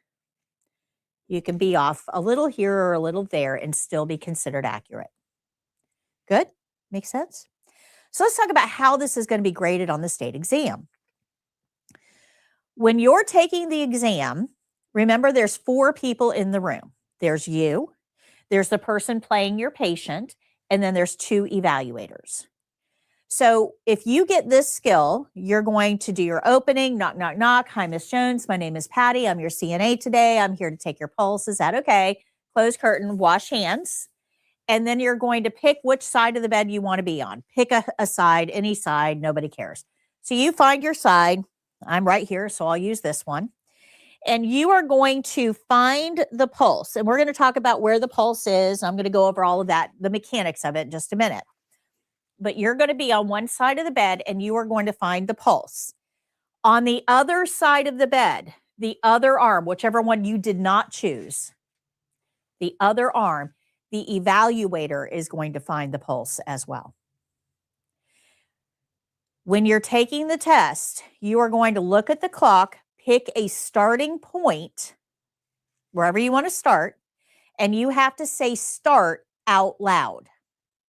That way, the evaluator on the other side of the bed starts counting when you do.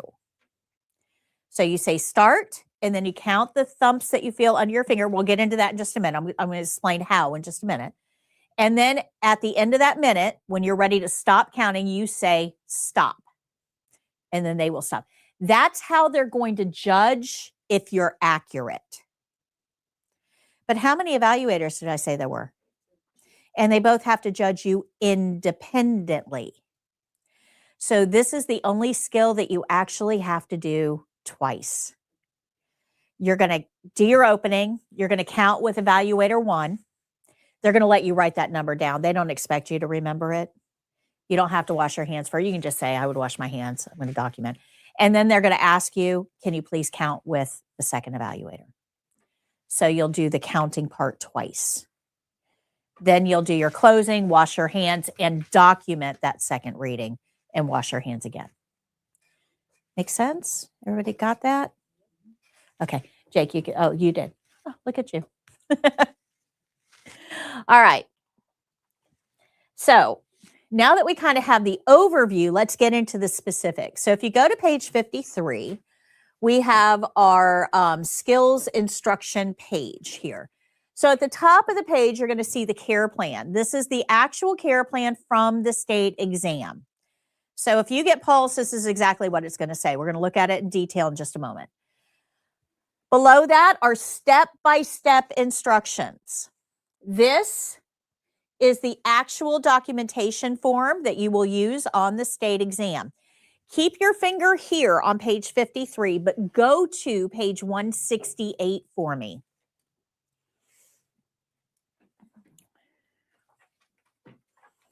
These are the documentation forms that will be used on the state exam on page 168 and 169. So you can see the very first one there is for pulse, and there's 2 areas for documenting. So the first one, you would write down what you got with evaluator number 1, and then the second one is where you would document at the end of the skill after hand washing with evaluator number 2. Good?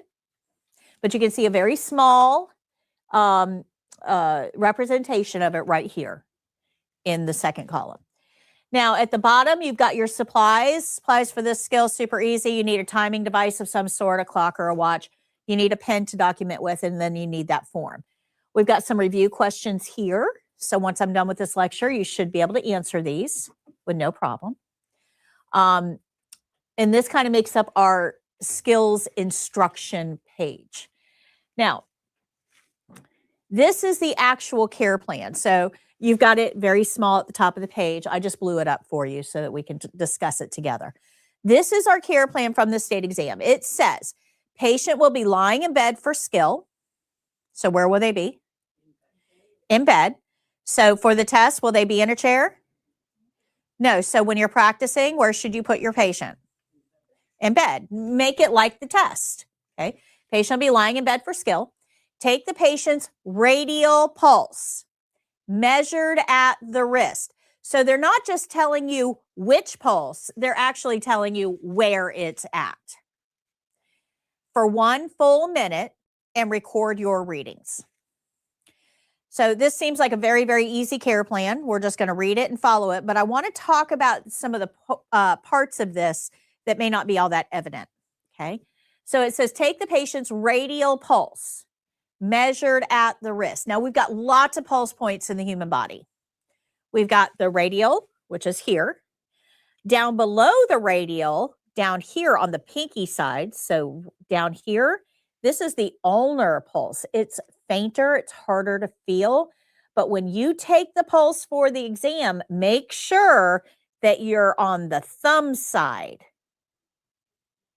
How important are care plans? Very, they're everything, right? So when you're taking the pulse for the test, if you put your fingers down here, the evaluators can't check that off because you're not on the radial. Radial is way up here on the thumb side. So be careful. We have to make sure that we're following the care plan. We also have the brachial, which is here. We've got axillary under the arms. We've got carotid at the neck. We've got femoral in the groin. We have popliteal behind the knees. We have dorsal pedalis on top of the foot. So we've got lots and lots of pulse points in the body. You've also got an apical pulse, which means you use a stethoscope and listen to the heart and count that. Can we use any of those others? No. Why? Easy. Not on the care plan. So remember, for the test, they're not just grading how you do this stuff. They're grading that you understand the importance of the care plan. Good? All right. How long do we have to count for? Why? Because that's what the care plan says. Yeah. All right. So what we're going to do is use all of these principles to check off all of these checkpoints. That's the goal, right? We want 100, just like Helen got today, or, the other that she reported to us today. We want 100 on that state exam. So we're going to use those principles to check off those checkpoints.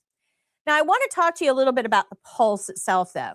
This is a skill that I do believe is going to go away for CNA testing.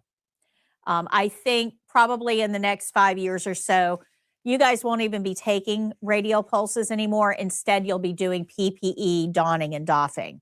So putting on gown, gloves, mask, eyewear. So I think they're going to make that change in the next 5 years or so. We'll see what happens, but I know there's some discussion on that. The reason that you probably won't be taking a radial pulse or a manual pulse in a clinical setting much is because of this little guy. This is a pulse ox. They're portable, they're battery operated, they hang out in your pocket, they go with you. And it's a whole lot easier to take a pulse with this and way more accurate and takes way less time that most places use pulse oxes rather than radial pulses. Good? Makes sense? Now, there's some pushback on this. And the reason is when you take a manual pulse, if I put my hand on your wrist and I'm counting the pulse, I'm also gathering other information. Does it feel really strong, what we call bounding? It's like boom, boom, boom, boom. Or does it feel very light, very thready is the term, like eh, eh, eh, eh. So we're going to gather some information, right? Well, the problem is that CNAs can't make judgments. You can make observations, but you can't really do anything with that information other than pass it on to the nurse. These aren't going to give you that information. All this is going to give you is the number. So this is helpful. It's easy, but we don't get as much usable information out of it. Does that make sense? Okay. So some nurses are in favor of keeping the radial pulse because we want you guys to be able to gather information. Others are like, let's just use this and the nurse will do the assessment. So we have two competing trains of thought. I'm going to tell you, I've been in this game a very long time. You do not want to rely on machines to do your job because the more a facility relies on a machine to replace you, the less leverage you have. You can work yourself right out of a job. Yeah. So although machines can be helpful, they can be time savers, there really is no replacement for you. So even though you may not be taking manual pulses very much, you still need to know how to do them and how to do them well. Does that make sense? So let me explain to you how this works, and then I'll pass it around so you guys can see. This is a pulse ox, looks like a little clothespin. It has a button on it, very simple to use. You just press the button and you put it on the finger. Now you want to make sure that you're putting it on so that the screen is facing the same direction as the fingernail. It doesn't go on like this. It goes on like this. Good? Now on it is a screen that's going to give us 2 numbers. It's important that you know which number is the pulse. So there's 2 numbers on here. Takes a minute to read. And my hands are very cold right now, so it's going to take even longer to read. Let me know when those numbers pop up.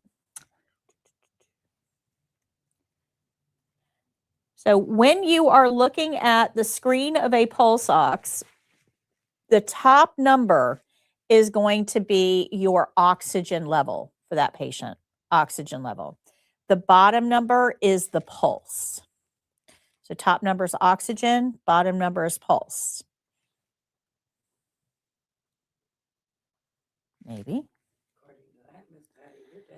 It wouldn't be the first time.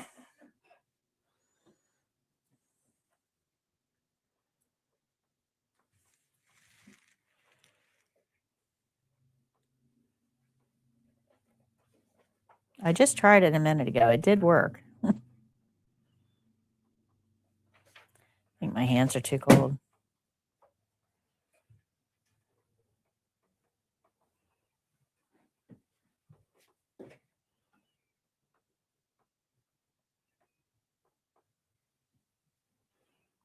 Yeah, it's might work better on somebody else. All right, I'll pass this around. You guys can play with it and see. Just press the on button, put it on your finger, and then you can see your oxygen level and your pulse. It does pay to get used to using this because this is probably what you're going to be using in a clinical setting more than taking a manual pulse. But we're still going to learn how to take a manual pulse as well. See if that works for you. You're younger. People with cardiac conditions, heart conditions, people with low circulation, and people with anemia often don't register real well on pulse oxes. So we can't rely on them as our only tool. All right. So this is our actual checklist. This is what the evaluators are going to have in front of them when we do this skill. Did it register? Yeah, it's me. All right. So we already know, if we look at the shortcut here, we already know all of the principles involved in doing this skill. We're going to follow the care plan. We're going to do our opening. We'll decide if we need gloves, and we'll do the closing at the end of the skill. Chances are you aren't going to need gloves for this skill, right? Because if we're just here, radial pulse at the wrist, there's no body fluids there. Unless the patient has non-intact skin, a cat scratch, a wound, an incision, a rash, something like that, that we're going to be close to, we don't need gloves for this. Good? Make sense? But we are going to evaluate that for every patient. So now we're going to kind of, since we already know the other principles, we're going to jump into the skill-specific steps. So what do I need to know about this skill that's different from all the other skills, that's unique to this skill? That's what we're going to focus on here. And in order to understand this, we have to kind of learn a little bit about what a pulse actually is. So in your heart, or in your chest, you have a heart. That heart squeezes. When the heart squeezes, it pushes out a wave of blood. That wave pushes the one in front of it. That wave pushes the one in front of it. That wave pushes the one in front of it. And this is how blood moves through your vascular system. It moves in waves. So if I were to cut an artery open, you would actually see a wave and a valley, a wave and a valley, a wave and a valley, a wave and a valley. The waves are what we're going to count. So if we used our finger and we press down on the top of the artery a little bit, we could actually feel that wave as it moves across the artery, moves through. We could feel it. So a pulse, when we're talking about taking a pulse, is how many times did a wave move past that point, wherever my finger is, in a minute? So that means I'm going to pick a starting point and I'm going to count for 1 minute. And that number, whatever that number is how many times a wave moved past my finger in that minute. Good? Good? All right. So visuals sometimes help. So if we have a garden hose attached to a faucet on the outside of your house, and you walked up to that garden hose and you turned it all the way on, that hose is going to expand and get hard, and there's going to be lots of water that comes through, and it's going to have a lot of pressure in it. If you turn that faucet off, the hose gets kind of softer. It relaxes. There's less pressure in it. No water's moving through. Right? So if we turn the hose on, lots of pressure. If we turn the hose off, less pressure.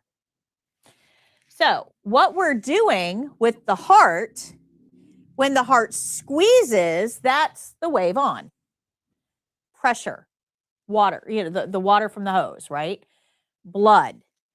It causes a wave. So if you were standing outside of your house at the garden hose and you turned it all the way on, you're going to get a spurt of water. And then you turn the hose off and that spurt goes down to a trickle. Turn the hose back on, it spurts water. Turn the hose off and it trickles, right? So that's all we're doing. On, off, on, off, on, off, on, off. That's what's inside your artery.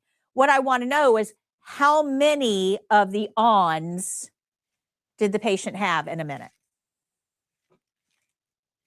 Good? Okay. So to do that, we're going to press down on the artery, and we use 2 fingers. We do not use your thumb.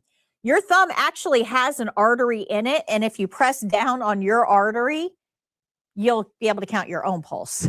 That doesn't help us with patients. We need their pulse, not ours. So you never use your thumb to take a pulse. We use 2 fingers. So we're going to take our fingers, we're going to find the artery and put our fingers on the artery, and we're just going to count how many waves pass under our fingers that we feel over that minute. That's all we're doing here. I'll tell you how to find your pulse in just a minute.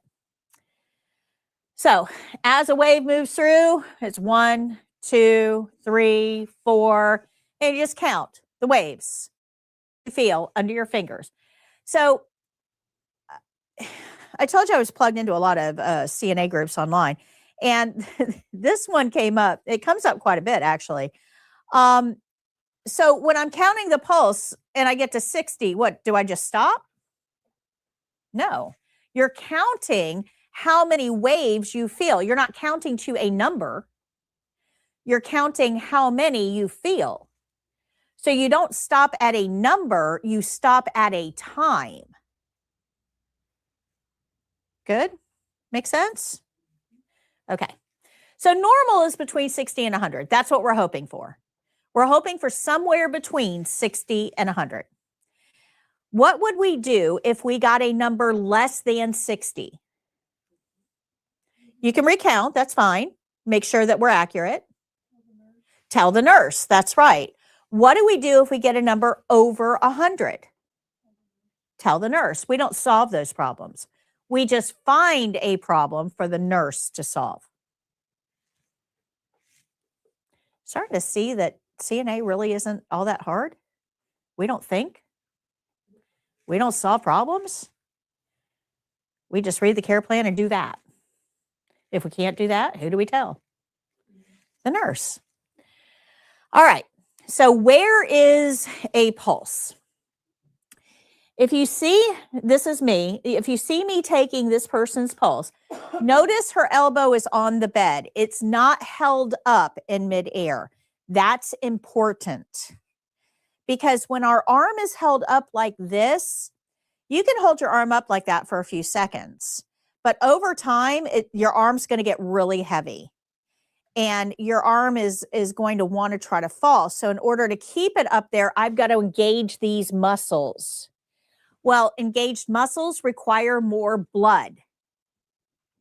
So if I have my arm up, it's naturally going to increase the pulse rate just to keep the arm in that position. So am I getting an accurate reading? No. That is why the arm must be relaxed with the elbow supported. Now, I can lift the bottom of the arm as long as the elbow is on the bed. This doesn't require extra blood flow. This does. Good. So you can leave the whole arm on the bed and you can bend or raise the bed up to a comfortable working height if you want. Or you can bend the elbow and that way you can stand comfortably. Either way is fine. Good.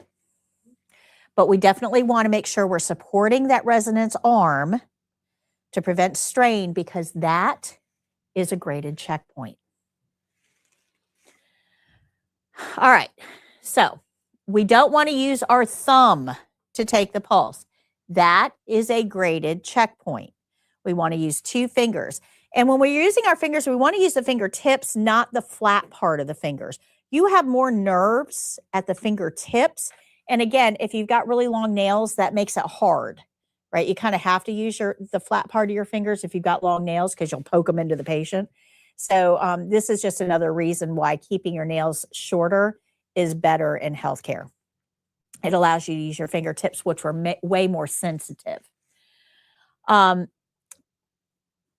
So that's what that says, is the fingertips. All right. So the radial pulse this is our checkpoint. Places fingers on wrist at radial pulse to measure pulse rate. So where is this?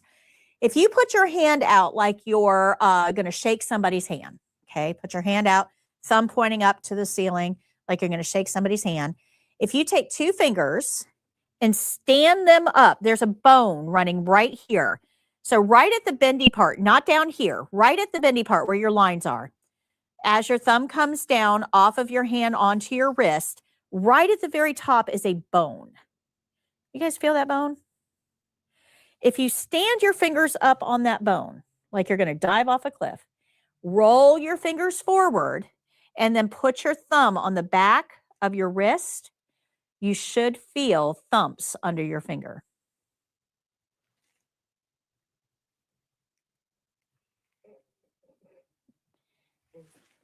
I've got cold hands. I'm going to warn everybody. Did you find it? Did you find it? Okay. So are you right-handed? Yes. Okay, so let's use your right hand. So this is your bone right here. So we're going to take our fingers. We're going to stand up on the bone. We're going to roll it forward. And we're going to put our thumb on the back. That thumb on the back is super important. Feel it? No. Okay, not quite so hard. We don't want to crimp it. It's like a straw. If you press too hard, you crimp it. So start light, go down a little bit more, a little bit more, a little bit more until you find it. Got it? Did you find it? Okay, did you find it? Okay. So this is our bone right here. We're going to stand up on our bone, stand up. We're going to roll forward. We're going to put our thumb on the back. Okay, can you tense your, there you go.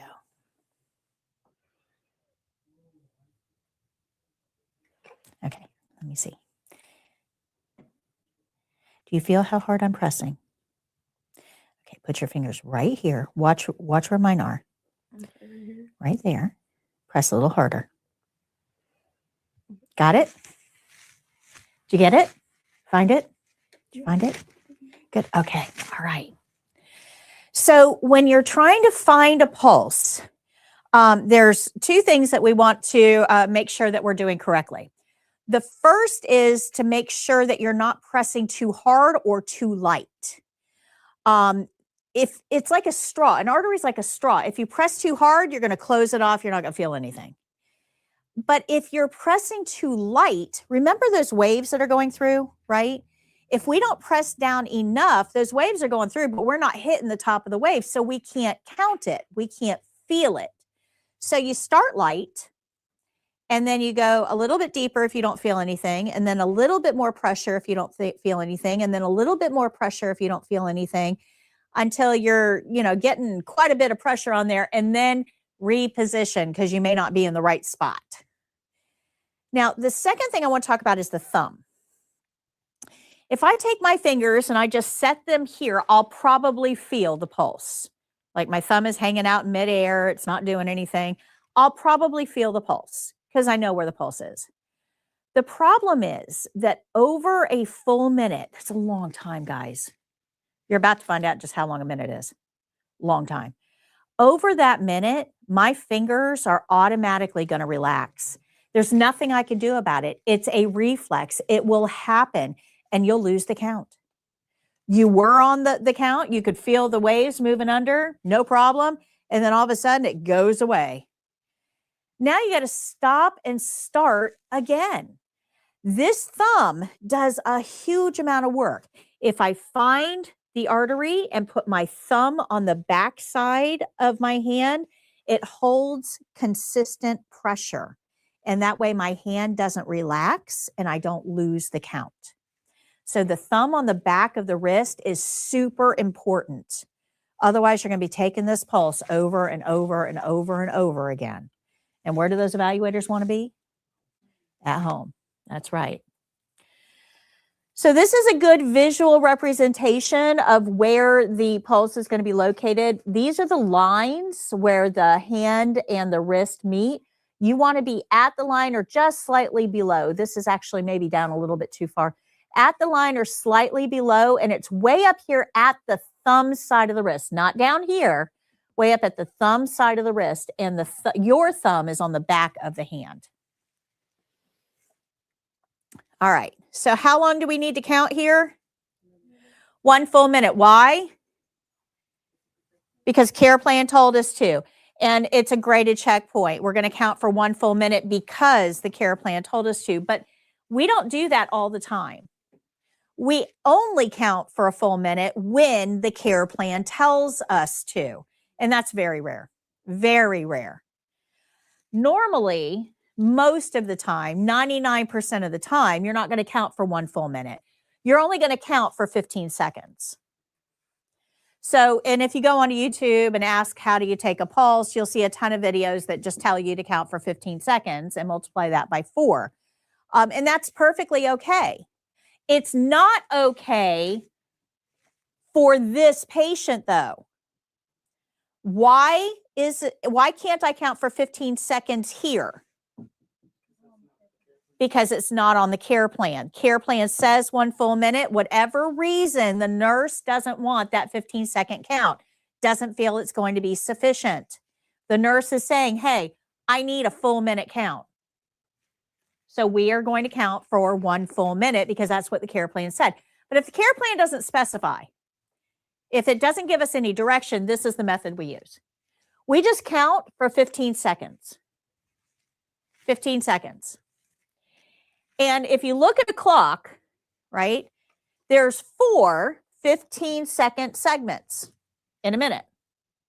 So if I count for 15 seconds and then I multiply that by 4, I will get the full minute count. So if I count for 15 seconds and I get 18, I multiply 18 by 4 and I come up with 72, which is between 60 and 100. That is a normal reading. So in healthcare, if the care plan says 1 full minute, we count for 1 full minute. If the care plan doesn't specify, we use this or the pulse ox. Was everybody able to get the pulse ox to work for you? Okay. All right. So anything outside of 60 to 100 is going to be reported to the nurse. So if we get 58, we tell the nurse. If we get 112, we tell the nurse.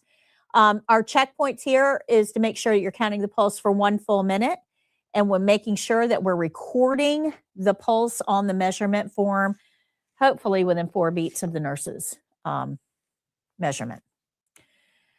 Good? Good. All right, so here is the principal's view of this skill. We're going to read that care plan. We're going to do our opening. We're going to evaluate if we need gloves. We'll follow all of those rules. We'll support the arm. We'll find the radial pulse measured at the wrist. We use our fingertips, not our thumb.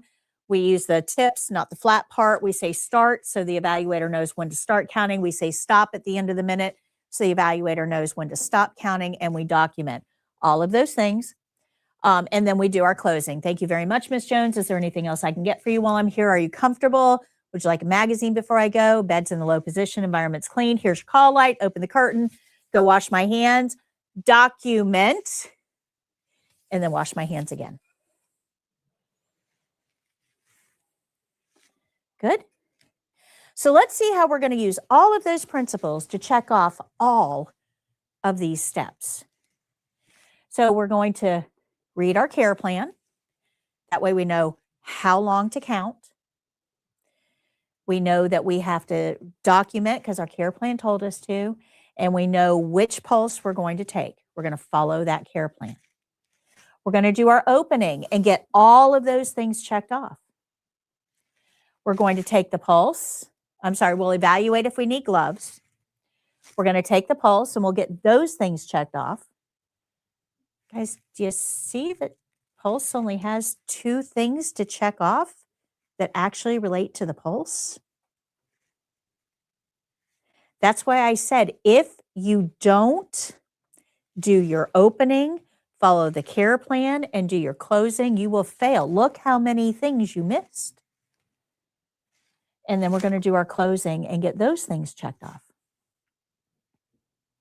Good? Make sense? Okay. So we're going to follow this care plan exactly. Remember that this care plan is the instruction manual for this patient. Just this one. This care plan doesn't work for this one or this one or this one. They have different care plans. They have different needs. They're different patients. This care plan is only for this patient. So when you get out there in a clinical setting, if you have to take 16 pulses, you may have to do them 16 different ways because you're going to follow the instructions on the care plan that are specific to that one patient. Good? Good. Okay. We're going to show you the video for this. Now, this is the first skills videos that you're going to be watching in this class. When I did this video, I had to try to figure out, okay, you guys are watching through a screen. How am I going to be able to show you what I'm actually feeling and counting if you're watching a video? How can I relay that information to you to make you part of the experience?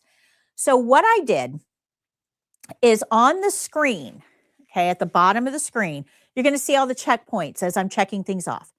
But when we get to the actual counting part, okay, I'm actually going to, on the bottom of the screen, the words are going to get big when I feel the thump and then retract in between. So if you count this, right, as the words do this, when I say start until I say stop, when you count that, you should get the same number that I get when I document at the end of the skill. So it's a way for you to count with me, to be part of the skill while watching. Make sense? Okay. All right.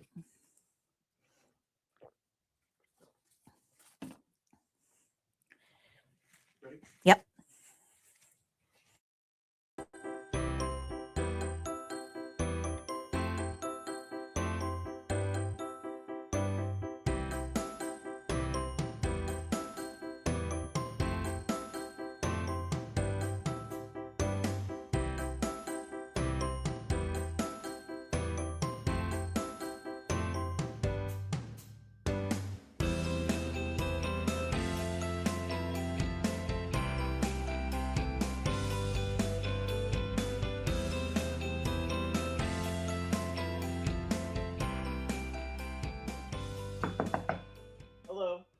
Mr. Jones. My name is Patty. I'm your CNA today. How are you? I'm well. How are you? Wonderful. I need to take your pulse. Is that okay? Yes. I'm going to close your curtain for privacy. Let me go wash my hands, and I'll be right back.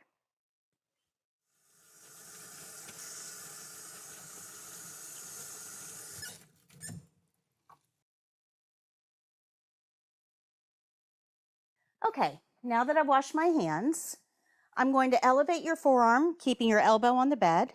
I'm going to find the pulse, which is on the thumb side of the wrist. 2 fingers, thumb on the back. And this will take me about a minute. I'll need you to remain quiet during that time, but I'll let you know as soon as I'm done, okay? Pick a starting point on the clock. Ready, set, start.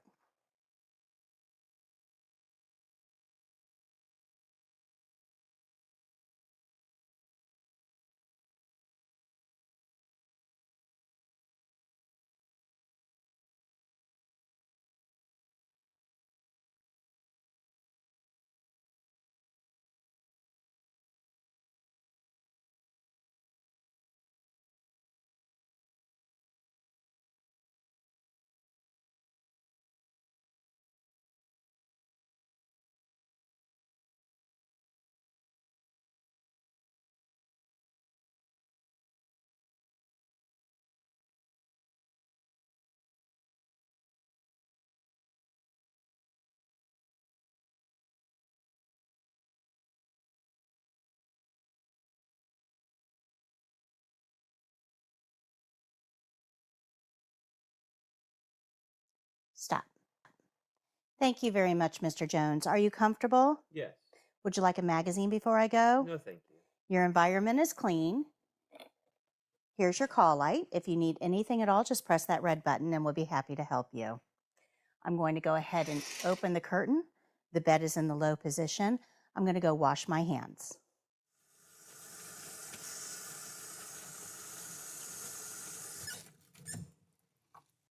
In Florida, you would count with the second evaluator at this point. For the purposes of this demonstration, I'm going to document and wash my hands.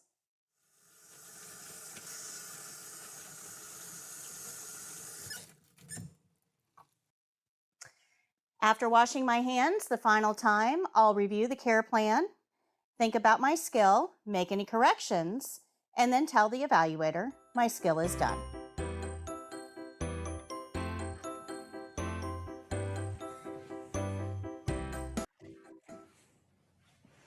All right, any questions on that? No? Did you guys all get about the same number, roughly, that I got? It's a great way to be able to practice this skill. So in here, we're going to practice this particular skill. We're going to work in by table, groups of 3. So Jake, I will need you for this. We did have enough, but I think we lost somebody. Okay, so at each table, you've got 2 people on one side and 1 person on the other. So I'm going to ask you to kind of move a little bit more to the middle, or actually you move into that chair for me, if you would. All right. And Jake, can you sit here for me? Okay. The person on the single person. So if you move forward just a little bit, you're going to put both of your hands out. We can move some of this stuff out of the way if you need to. Put both your hands out for the table's going to support your hands. Okay. So you're going to put both of your hands out, and the people that 2 on the side of she's going to be the patient first. Okay. So you're going to take the pulse on the hand closest to you. You'll take the pulse on this hand, right? So you're going to take the pulse on the hand closest to you. So you're going to put both your arms out on the table. Make sure that they're supported. Would it make more sense just for her to take my pulse so she gets more Well, practice? it's fine. Just take hers. Okay. So it's fine. That way they can just kind of stay with the routine. Mm-hmm. All right. So you find the pulse in the hand closest to you. Go ahead and find the pulses using your fingers, not your thumb. Yeah, her thumb. Yep. Are you right-handed? Yeah. Okay. So that's why I'm a little. So you're going to take your right hand and you're going to go over like a guitar hold. Okay. And put your thumb on the back. Remember, thumb's important. There you go. Good. Good. All right. So when you have the pulse, I'm going to do the timing for you. Okay. So I'm going to say start out loud. When I say start, I want you to count the thumps you feel under your fingers until I say stop. Now, there's two of you. So hopefully you will both get the same number. We'll see. One of you is the CNA. The other one is the evaluator. We'll see. Ready? Everybody got the pulse? Ready, set, start.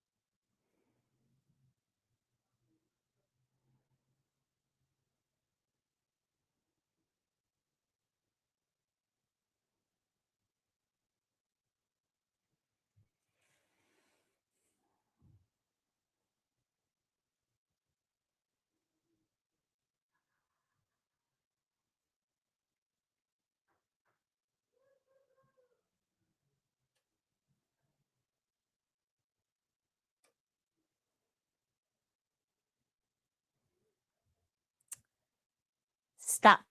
What'd you get? 62. 70. Okay. I got 71. I got 81. Okay. 94. 91. Good. All right. So that's okay. This is your first try. You're probably not going to be accurate. It takes a little bit of practice to get accurate. Okay. So one of the other two is going to be the patient. So you're the patient, you're the patient, you're now the patient. Okay. And so find the pulse on your patient. Remember, it's going to be at the thumb side. So, yep, thumb side. You want to be up by the thumb. Find your pulses. Maybe not quite so hard. Got it? Okay. Everybody got it? Are you ready? Ready? Set. Start.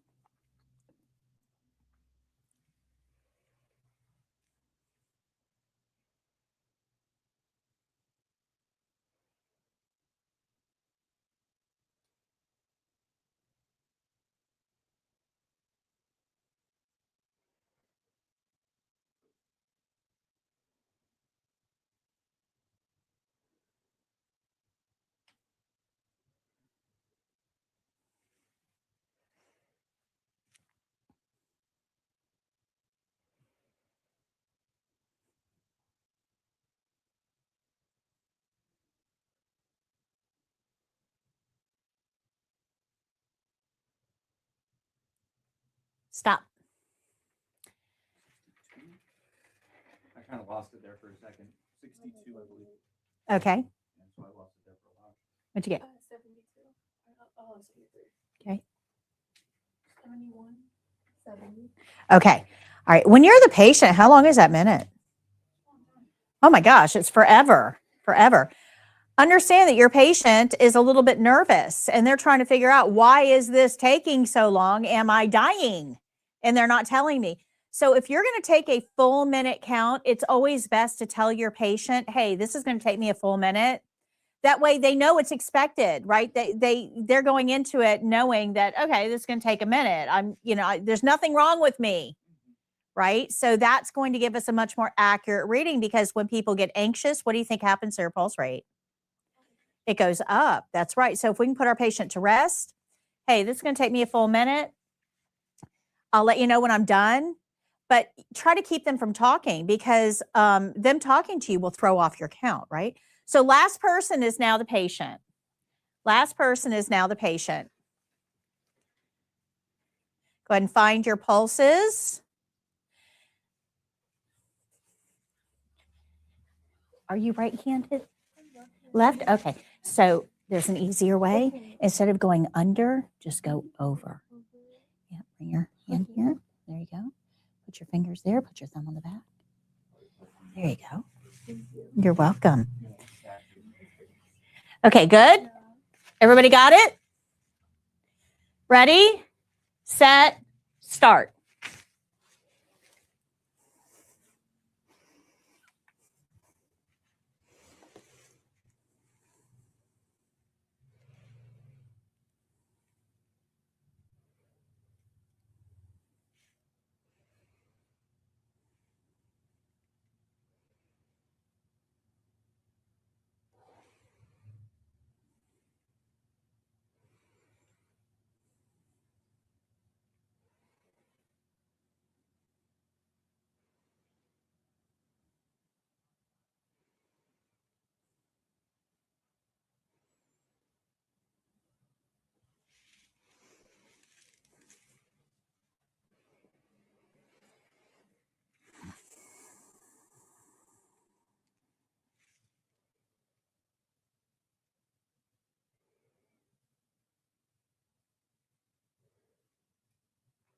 Stop.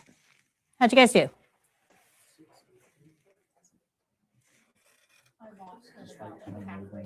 Okay. All right, you can go ahead. Thank you. All right, I am alive, guys. I did get it to register. I am alive. I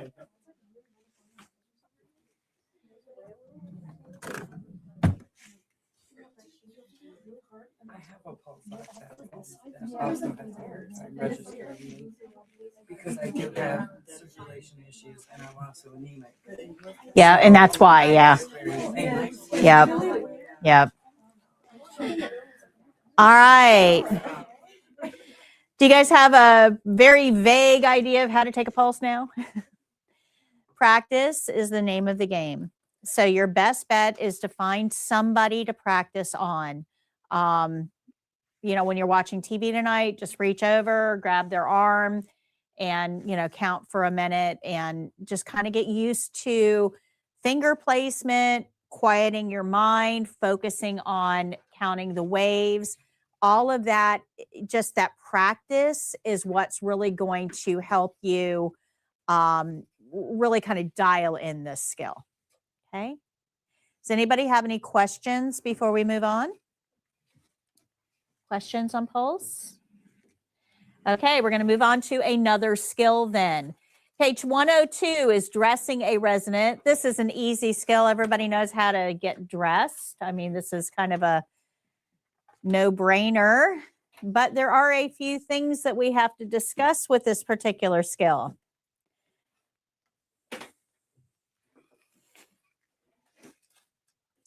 If you're looking at page 102, this is on our spiral book. Remember, the book that I'm working at, it will always be indicated up here. But if you look at page 102, this is our overview page. So down here are all the principles involved in this skill, kind of the shorthand. These are our skill-specific steps. This is our shorthand. I do have a video for this. All of these are going to be spelled out here. See, they've got quick reference. Down here is test information. Somebody with your level of experience should be able to help this patient get dressed in 14 minutes or less. This is a mannequin skill. That mannequin will be in bed for this particular skill. Charting is not required. If you go to the next page, page 103, this is our step-by-step instructions. Care plan is at the top of the page. We're going to look at that in detail in just a moment. Step-by-step instructions, and at the bottom, we have our supplies. Here's our care plan. Dress the resident in a long sleeve. Stop there. What if the patient asks for short sleeves? Yeah. Should we put them in short sleeves? Why? Because care plan says long sleeves. Long sleeves are used for more than just temperature. right? We are healthy individuals. We decide what we're going to wear based on temperature. But when we're ill, long sleeves can actually serve other purposes. Patients with autonomic dysreflexia or difficulty maintaining their own body temperature, this is because of neurological problems of some sort. They may may need to wear long sleeves to regulate their temperature. It's not based on outside temperature. It's based on their own internal body temperature. Your patient may have a photosensitivity problem. This is common in autoimmune disorders like lupus. If the patient is exposed to sunlight, to ultraviolet rays, it can worsen the patient's condition. So long sleeves would be used to help block those UV rays.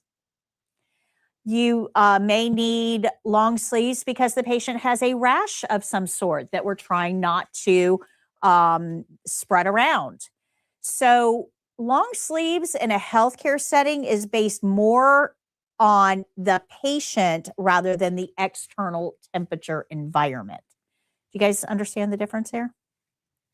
All right. Then it goes on to say snap front shirt. Let's stop there. Most of us wear clothing we pull over our head. It's actually pullover clothing, right? So we pull it over our head, we put our arms in, we're good to go. Very few people wear things that button or snap up the front on a regular basis. We're, are kind of geared toward pullovers. So why does this care plan specifically call out a snap front or button front shirt? Well, if somebody has a weakness or limitations in mobility on one side or the other, it's easier to dress them from side to side than it is from top down. Top down requires that we extend our arms. Side to side, we can set it up where no extension is required. So our care plan is telling us that this patient has some sort of limitation in their mobility because we want a button or snap front shirt. Then it goes on to say pants and socks. It's just pants and socks. Just put pants and socks on them. Does not say anything about undergarments though, does it? So we're going to assume they're already on the patient or the patient's not going to wear them. Either way, not our problem. We're going to do socks, pants, shirt. That's all we're going to worry about. Tells us a patient is lying in bed and has a weak right arm. I knew something was wrong with this patient's mobility because of the shirt. Now it's telling us which arm is weak. We need that information. It's going to be very important to us in about 2 minutes. It says the resident is not able to help with dressing, and after dressing, leave the resident in bed. So it tells us they're going to stay in bed. We're going to get them dressed and just leave them there. All right, so this is our checklist. We're going to use all of these principles to check off this checklist. Now, before I show you this particular skill, we've got some learning to do because these are the principles and we got 3 that we don't even know yet. So we got to learn these principles in order to be able to build this skill with them. Good? Okay. So remember that these principles, so we went over this on Monday, these principles, everything that we're learning here having to do with this is not on our care plan. Like our care plan doesn't tell us to do the opening, does it? Our care plan doesn't tell us whether or not to wear gloves. We have to use glove rules to figure that out. Our care plan does not tell us to make sure the bed's in the low position at the end of the skill. So everything that we're learning in these principles are things that we need to check them off the checklist, but they're not on our care plan. Good? Make sense? Okay, and that's what this is spelling out. Remember, the care plan doesn't tell you to do the opening and the closing. It's not going to indicate if you need gloves or a barrier or a privacy blanket. So we've got to learn when these things are appropriate. We're going to start out with a barrier. This is on page 84. I do have a video for this on barrier rules that you can watch. It's in the online course for you. I'm just going to talk to you about it in class. Page 85 is what I'm about to go over. Overbed tables, these guys, in a clinical setting, they are not this clean. They are not. Overbed tables are used by the patient, by staff, by everybody.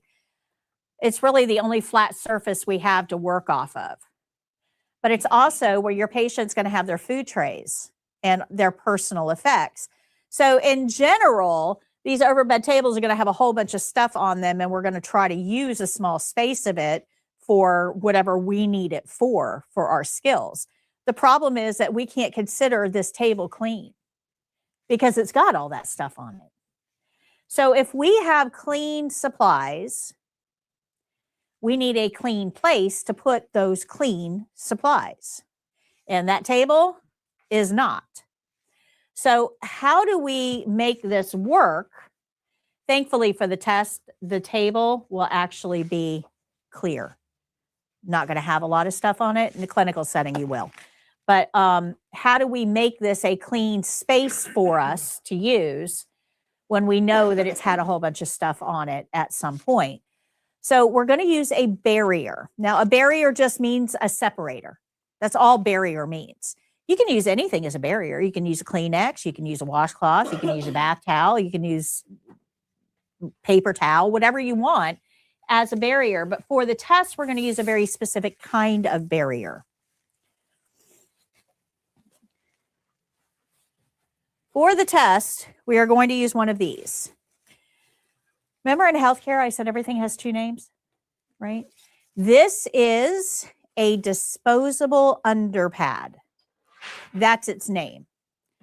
But that's not what we call it. We call it a chucks because it's the kind of underpad that you chuck it after you're done with it. Okay. There are washable underpads that go on the bed for the patient, but we call those bed pads. So bed pads are washable, chucks are disposable. Most of you guys call these puppy pads. A disposable underpad or chucks is what we use as a barrier for our skills. When we put this on the table, we're going to put it down so the absorbent side is facing up and the waterproof side is against the table. So we want to put it on so that it looks like this. Okay, good. Now this actually checks off a checkpoint. Using a barrier prevents placing soiled linens directly on the overbed table. Right? We don't want to put anything dirty on this table that your patient is going to use. So this is going to provide a clean place for our clean supplies, but it also provides a place for us to put dirty items so that we're not actively contaminating our patient's area. Make sense? Good. All right. That's kind of important because at home, we handle things differently. At home, we have no problem throwing dirty stuff on the floor. Right? You take clothes off. You don't want to put it in the hamper right now. It'll go on the floor. Take sheets off your bed. They go on the floor. Take your socks off in the living room. It goes on the floor. We have no problem putting dirty stuff on floors at home. In a clinical setting, nothing goes on the floor. Not clean, not dirty, nothing. That means that we have to have some sort of a separation between the table and whatever we are using. Good. All right, so let's remember our opening, right? So our opening was, hi, Miss Jones. My name is Patty. I'm your CNA today. I'm here to do whatever. Is that okay? I'm going to close your curtain, wash my hands, and get my supplies. So I'm always getting supplies with clean hands. So I have clean hands and I have clean supplies. So the barrier is all about clean. But the one thing that isn't clean is my uniform. Because when I start working, I've leaned against the bed. I've brushed up against the privacy curtain. I've leaned against the sink. I've knelt on the floor. I've done all kinds of things, and my uniform is not clean. So I don't want to hold those clean supplies up against my uniform. Does that make sense? So we're going to, and if I try to do this all at once, if I go get the barrier and my supplies all at once, and I try to spread that barrier out on the table, I'm going to run into problems because I really need two hands to do that. And if one of those hands is full of supplies, I'm going to end up holding those supplies right up against my uniform, and that will contaminate them. So the way that we want to do this, clean supplies can't touch your uniform. This is a testing checkpoint. The way that I want to do this is instead of going and getting the barrier when I get my supplies, I'm going to go get the barrier first. I'm going to put that barrier on the table.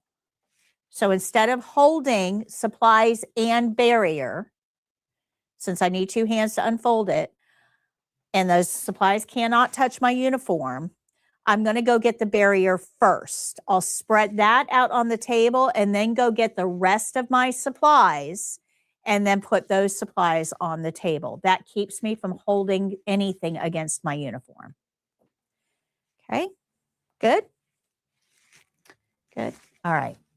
So we go get the barrier first, we put it on the table, and then we get the rest of our supplies. Now we've already learned another principle. Pretty easy, right? Pretty easy. All right. So just to recap, we know skill rules. We know the opening. We just learned the barrier. We learned glove rules earlier today, and we know the closing. So out of the 11 things that we have to learn, we're almost halfway there. And it's not hard, is it? Okay. All right, so now let's learn about a privacy blanket. Nobody is going to tell you when to use a privacy blanket. You have to understand what it's for and when it's appropriate. So we have to think about patients in a clinical setting, right? They're not well dressed. They're in a thin hospital gown. They're covered by a sheet. Hospital settings are usually, or nursing homes or any medical setting is usually pretty cold. What do you think the temperature your patient is feeling is? They're cold. Yeah. Yeah. Now, you aren't going to feel cold, though, because you're fully dressed and you're running around like a chicken with your head cut off. You got way too much to do and not enough time to do it. You do not feel cold at all. So you guys are not on the same wavelength. And it's important that you understand that. Okay. So your patient is cold. Now take that sheet away from them. How do they feel now? Yes, exposed and cold. That's right. So if I am going to do any skill that requires me exposing the patient in any way, I have to address both the exposure itself and the temperature part of this. Good? Make sense? I have to think beyond myself, which is hard to do. It's hard to do. So privacy blankets are used both for privacy and for temperature. A lot of people think that that curtain is enough for privacy. The problem is that there's still a stranger in that space with that patient, even when the curtain is closed. Who's that stranger? You. You. To us, this is just another skill on another patient, another day at work. Ho hum, everything is normal. This is not normal for your patient. It is not normal to have a complete stranger see all of their goodies. That's not normal. It may be normal to you, but it's not to them. And we always have to think about things from our patient's point of view, not ours. And that's why privacy blankets become important. We're going to use a privacy blanket anytime the patient is uncovered or undressed. Good? All right, this is something you have to know. It's not going to be on the care plan, and it is a graded checkpoint. But when we put the blanket on, there's a special way we have to do this. You don't want to just take the sheet away, exposing the patient, and then put the blanket on top. We want to do this in a way that the patient is not exposed during the process.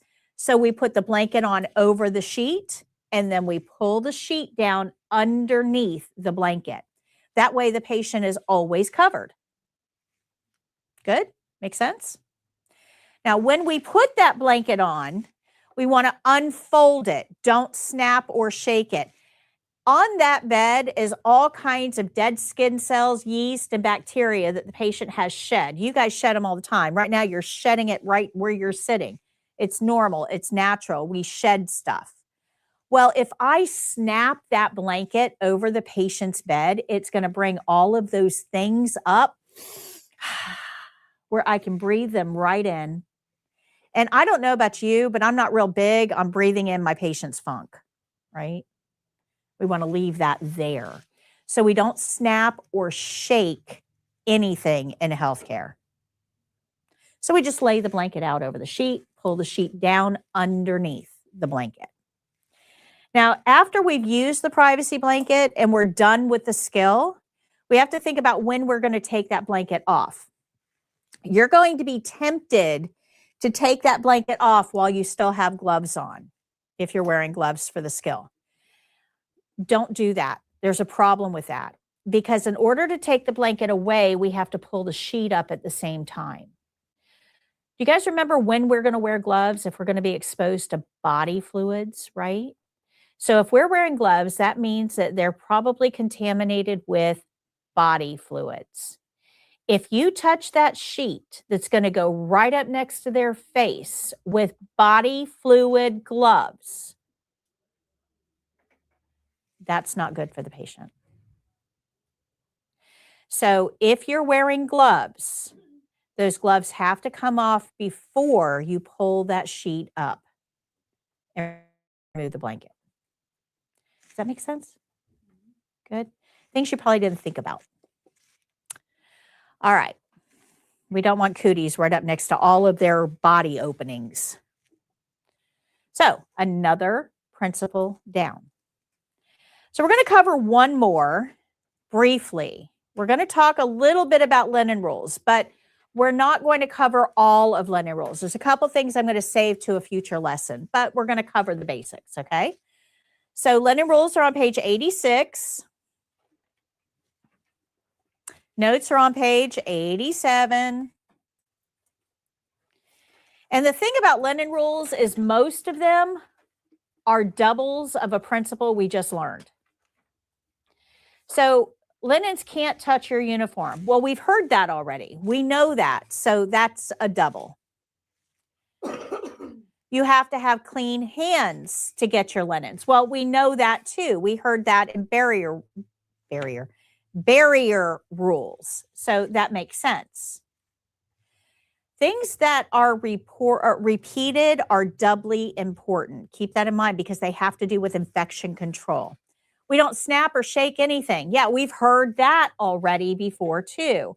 So again, this is infection control. These are things that we already know. We've already heard, we've already seen, but they're showing up on a different principle because they're going to apply to some different skills. But they're infection control, so they're important. And then we have the last one. We're going to cover the ones in the middle later on. We have the last one, though. Anything we take and don't use, we have to discard. So this is not intuitive, right?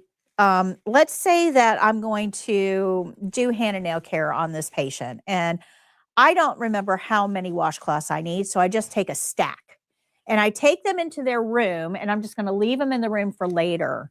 And I'll use them on something later. I'm not really worried about it. I just take a stack of stuff in there and just leave it for whenever I need it. Well, the problem is anything outside of your site can't be considered clean. What if that patient's wife went to the cafeteria and got coffee for them both and brought the coffee back into the room, and on the way she tripped over the oxygen tubing? and spilled a little coffee on the floor. Well, she didn't want to leave spilt coffee on the floor. So she looks around and she sees the washcloth. So she grabs a washcloth and she cleans up the coffee off the floor. Anybody reasonable would do that. So she gets the washcloth and now it's got coffee on it, but there's no hamper in the room because we don't keep hampers in the room. We don't like dirty stuff hanging out in the patient's room. She has no idea what to do with that washcloth. So she folds it up and she puts it back in the stack. Now you come along a little later and she meant to tell you, but she never saw you because you're running around like a chicken with your head cut off. She had to leave. So you go in later and you pick up the washcloths to use them, not realizing that one of them was used to clean the floor. Would you want that washcloth on you? Anything that is outside of your sight cannot be considered clean. So if you don't use it, you have to discard it. We never put anything back in clean supply. Once it leaves clean supply, we don't put it back. We have to discard it. We have to put it in dirty linen. So take what you need, but use what you take or discard the rest. That will be a written test question. That will be a written test question. All right. So now we know linen rules. So now we know, if you're looking at the shorthand version, all of those principles, we know all the principles to do this skill. So now we want to look at the skill itself. What are the steps I need to know about how to do this skill itself?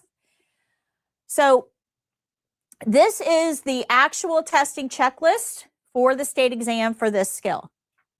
And if you look at this, you can see everything in green was checked off by the opening. Everything in red is checked off by the closing. Everything in gray is going to be checked off by linen rolls. Everything in that tan color is the privacy blanket. So everything that we've learned so far, all of those principles have checked off half of this checklist. So what's left are skills-specific steps, and that's what we're going to learn now. Page 98 has some notes for us. But we're going to ask the patient what they want to wear, their clothing preference. Everyone has the right to choose their own clothing. So you want to ask the patient, what do you want to wear today? If they describe something that does not match, I mean, it really doesn't go together. Really does not go together. If they want their purple plaid pants and their yellow flowered shirt, and you're like, oh, no, no. You are judged by the way your patient looks. You are. So I judge CNAs by the way my patients look. If their hair is all messy, their shirts are mismatched buttoned, they have two different socks on, they have two different shoes on. Do I have CNAs that pay attention to the details? No. No. I will judge you by the way your patients look. So if your patient is asking for clothes that do not match and you know you're going to be judged by that, you are allowed to suggest an alternative. Would you like your white shirt with those pants? That would look really nice today. Most patients will say, oh, yeah, that's what I meant. Because they want to look nice together, but they may not have the ability to put the outfit together any longer. So they may say, oh, yeah, that's what I meant.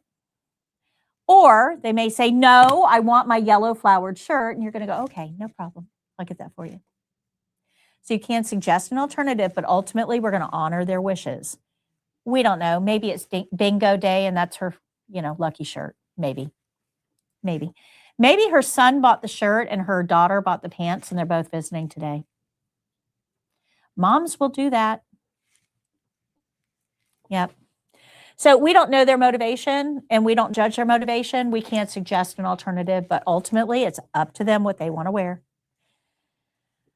All right. We want to minimize exposure as much as possible while we're dressing the patient, as much as possible. We are going to have to expose them a little bit. Obviously, we're getting them dressed, but we don't want to take all of their clothes off and leave them laying in the bed naked while we run around and find their clothes and, minimize exposure.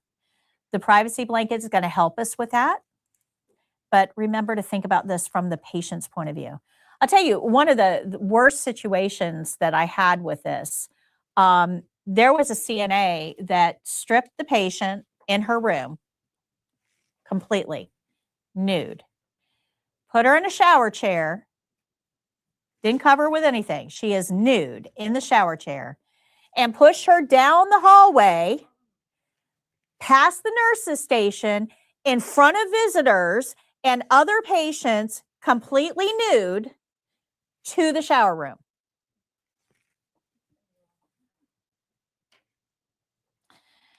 These rules exist for a reason.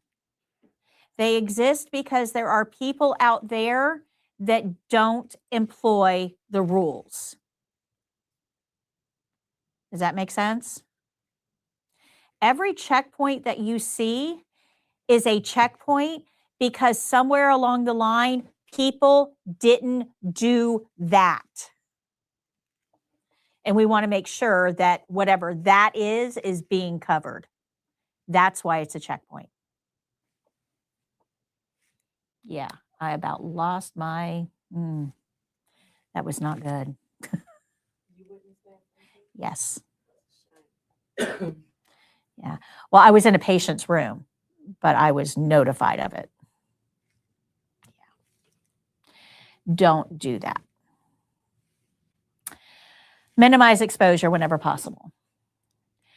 Some of the ways that we're going to minimize exposure is we're going to use a privacy blanket and only expose the area we're actively working on. We're going to use the privacy curtain to shield them from outside view. And we want to make sure that we get their clothing before we undress them. So I don't want to get them completely undressed and then say, hey, what do you want to wear today? And then leave to go get, we want to try to minimize exposure here. Good. When we lift any extremity, we always lift from below with a flat palm. So we're not the claw machine at Walmart. We don't do this to lift. When you do this, your fingertips are going to dig into the patient and it can leave bruises, but the weight of that extremity can actually cause it to fall and injure the patient. So we always lift from below. That's how we get the most support with the fewest injuries. All right. So remember our care plan, okay? Our care plan told us our patient had a weak right arm. And we know we're using a snap or button front shirt, right? So we're dressing side to side. So how do we make that happen? Well, we use something called USA First. USA stands for undress, strong arm. So USA First, undress, strong arm first. And then we dress the weak arm first. Now, when we do that, so let's say that I have a garment that fastens in the front, okay? If I undress the strong arm first, if this arm is weak, and I undress this arm first, I make it do all the work. I make it pull out of the sleeve. I make it do all the work. And then the garment just slides right off this arm with no movement required. Now, when I'm dressing, I want to dress this side first, slide the garment on with no movement required, and then I'm going to make this arm do all the work and push its way into the sleeve and get situated. Good? That's why we have to undress and dress in a very specific order when we have limited mobility. Now, somebody's probably going to say, well, what if both arms are limited? What if there's, mobility? In that case, generally speaking, we have something that fastens in the back and we, like a hospital gown or a bigger garment, and we just slide up each arm and then fasten it in the back. Good. And by the way, as I'm going through these, down here you can see the actual checkpoints that we're checking off with these steps. All right. So when you're putting the clothes on the weak arm, try to minimize motion whenever possible. Be very gentle. Don't overextend. Don't force movement. If it's weak for a reason. Be gentle. Be nice. You're starting to see that I say be nice a lot. Yeah. that really is the basis of CNA training, guys. Be nice. If you don't want it done to you, don't do it to somebody else. Be nice. I mean, I really could condense this whole class into like 2 hours. Be nice. Follow the care plan. Everything else I'm teaching you the hows, but the test really is all about be nice, right? So almost everything that we've learned so far has to do with be nice. Don't overexpose them. Get their clothes first. Ask them what they want to wear. That all falls under be nice, right? We consider that common sense, but unfortunately it's not that common anymore, so I have to teach it.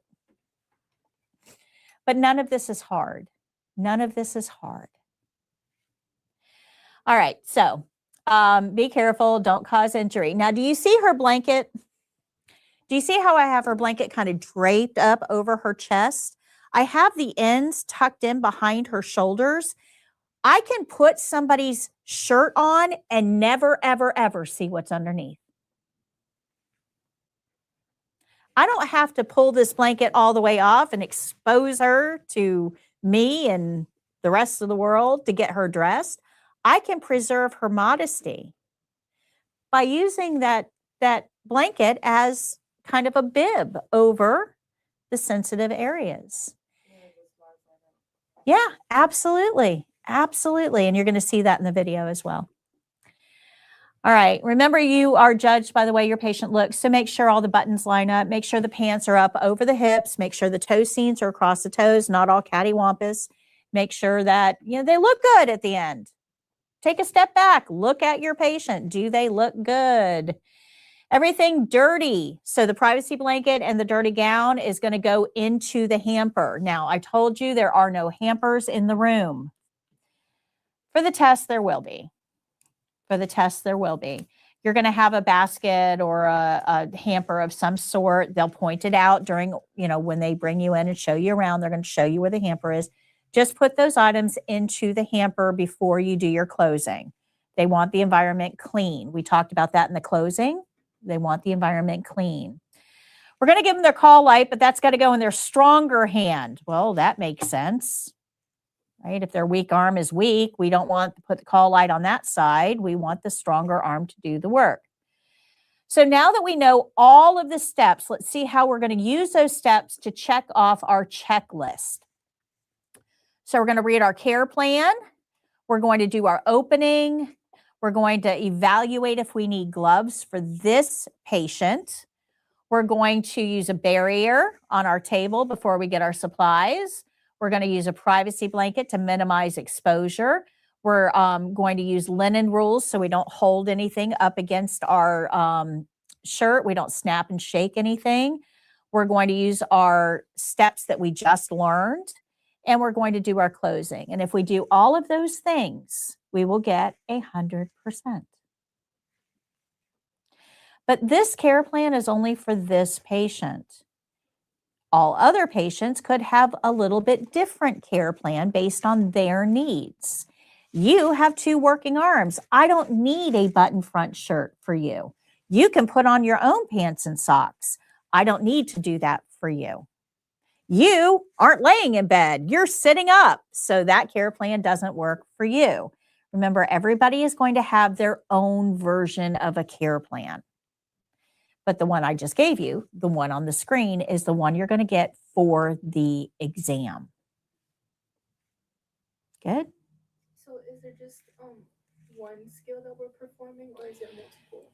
3 skills. So if you go to page 25 in your book,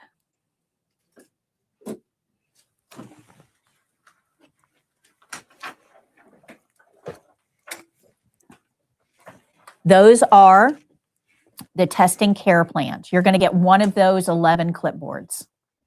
Each one of those clipboards has 3 skills on it. There's 1 documentation skill, 1 mobility skill, and 1 ADL skill on each one of those clipboards. You're going to get one of those 3.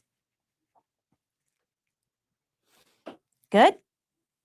Questions? Okay, I'm going to show you this video because it has really good close-ups of how to dress the patient and how to preserve modesty. Watch the bottom of the screen. You'll see the testing checkpoints as I perform each step.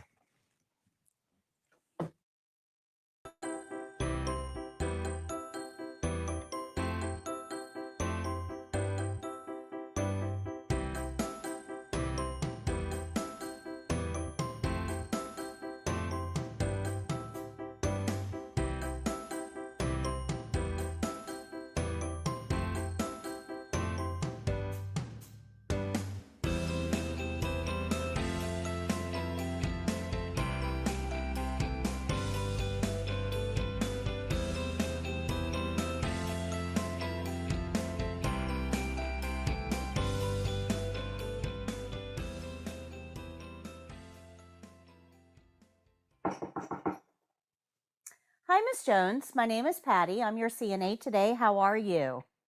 Wonderful. I'd like to get you dressed for the day. Is that okay? Very good. Let me close your curtain, wash my hands, get my supplies, and I'll be right back.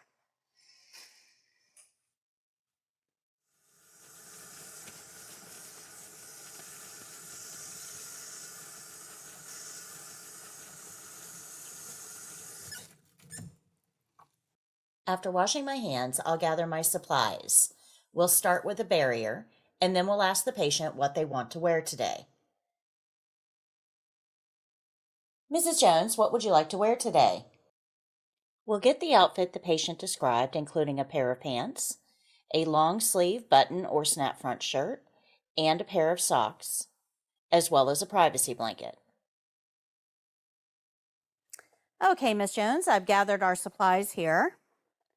So we're going to start with a privacy blanket. I'm going to lay this blanket out over you. This is going to help keep you warm and protect your privacy as we do this skill. I'm going to be careful not to snap or shake the blanket. We'll put it right over the sheet and pull the sheet down underneath. And we're going to pull that sheet all the way to the end of the bed.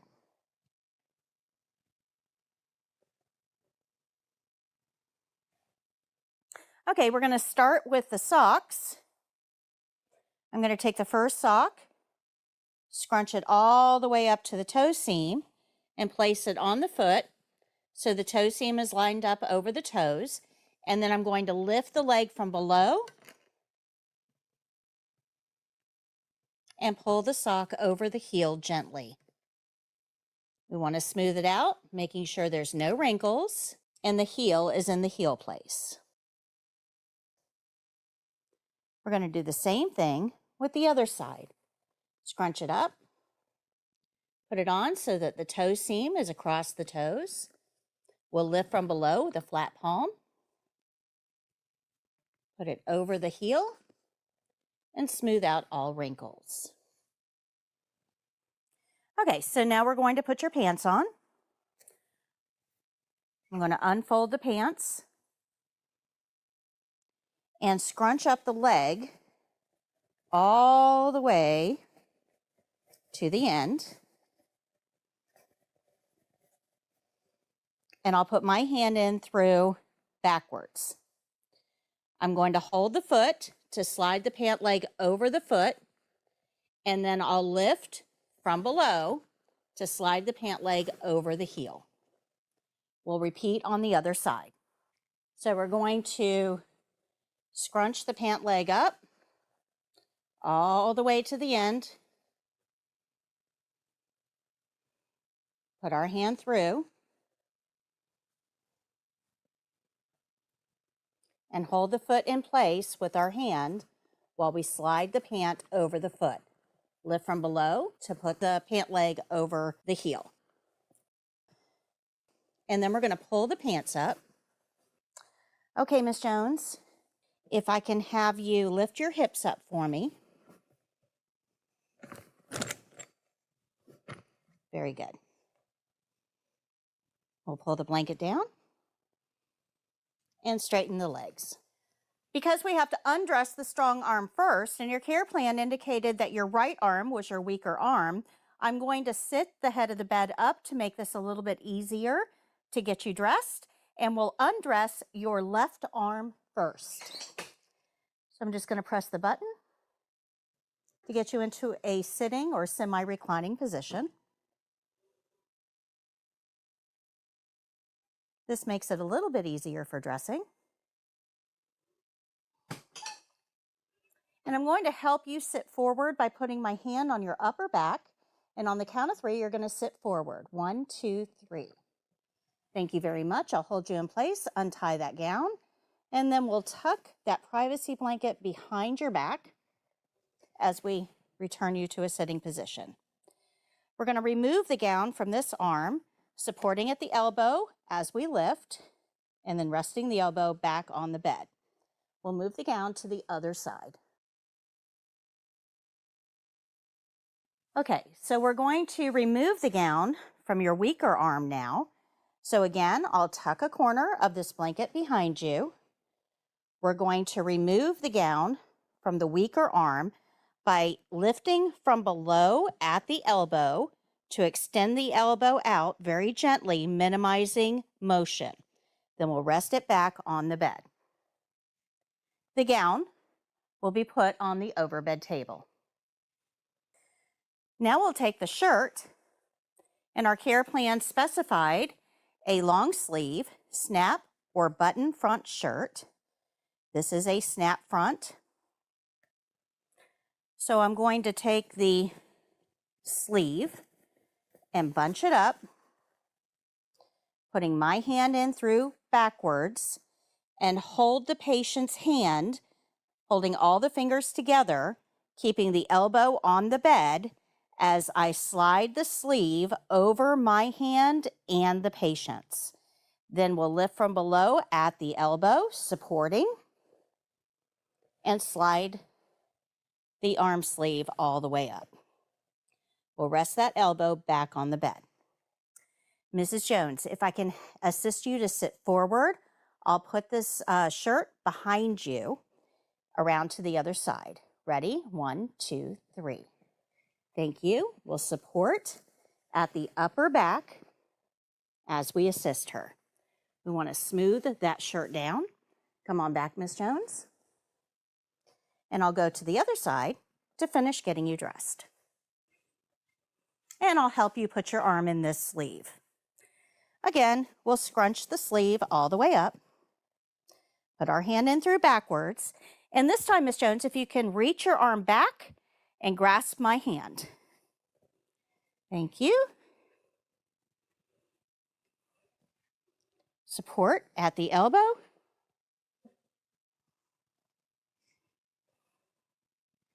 And then we'll snap the shirt, making sure that the buttons are aligned properly and everything looks good.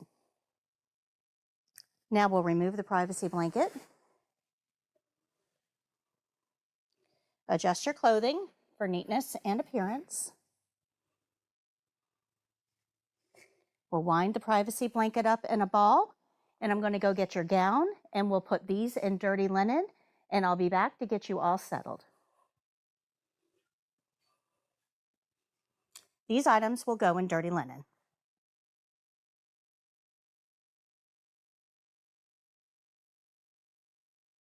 I'm going to throw your barrier away.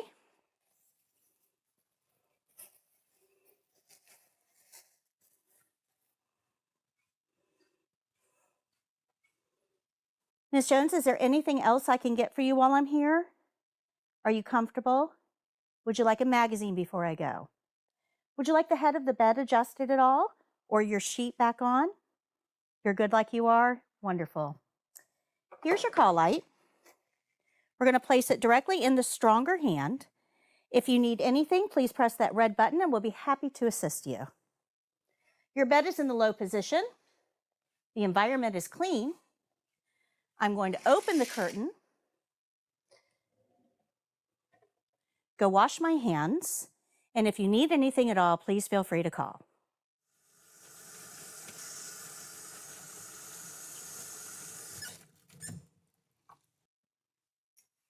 After washing my hands, I'll review the care plan to make sure that I undress the strong arm first and dress the weak arm first and put the call light in the stronger hand. I'll make any corrections that I need to make and then tell the evaluator my skill is done.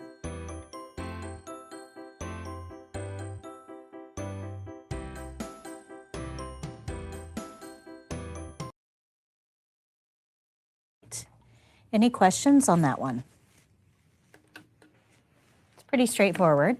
As long as you know to undress the strong arm first and dress the weak arm first, make sure that you're not overextending or forcing movement, providing privacy, and that they look good at the end of the skill.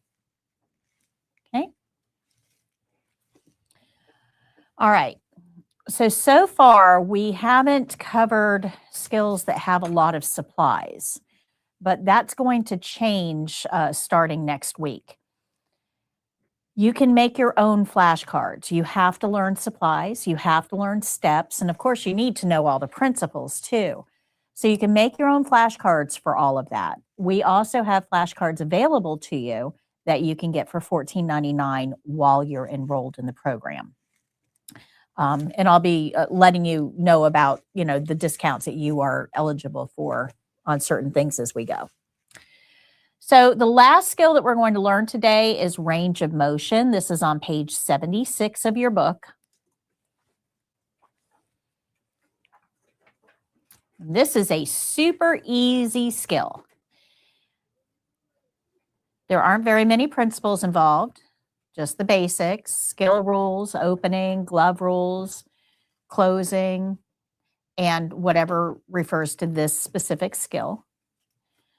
If you look at the bottom of the page, you'll see that somebody with your level of experience, which is none, should be able to do this skill in 4 minutes or less. There's 3 range of motions we're going to learn throughout the program.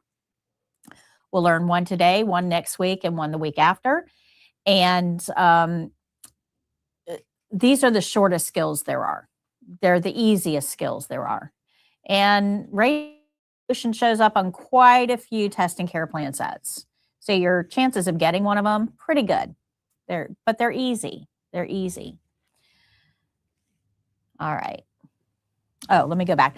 So these are all done on live testing students. So one of you guys might be a patient for range of motion. So let's learn a little bit about what range of motion is. If you go to page 77, you can see the care plan at the top of the page, step-by-step instructions, and no supplies are necessary. Yay, we don't have to remember supplies for this one. Here's our care plan. It says, provide the following range of motion exercise to the resident's left shoulder, flexion extension, and abduction adduction. The patient is unable, or provide 3 repetitions of each exercise. The resident is unable to help with the exercises. Okay. So those are our instructions. Now, if you started to freak out a little bit and go, wait, I don't know what flexion extension is. I don't know what abduction adduction is. I'm going to go over it. All right. So the first thing that we have to know when we're talking about range of motion is what it is. What is range of motion? Well, it's probably easier to tell you what it's not. Range of motion is not exercises to get patients better or to improve anything. We have a whole department for that. It's called physical therapy. Physical therapists have to have a doctorate degree. That's 10 to 12 years of education. How long are we here? 4 weeks. That is not us. The only people that can do exercises to help regain function or get back what was lost are physical therapists and physical therapy assistants. That is not us. That is not our role. CNAs are assigned to do exercises to retain function, which means we're just trying to keep them at the level they're at. We're not trying to make anything better. We just don't want it to get worse while they're here. So why would this be important? Well, think about this patient for a second. If they are very sick and they're in this bed and they're not moving a whole lot, what do you think is going to happen to their muscles?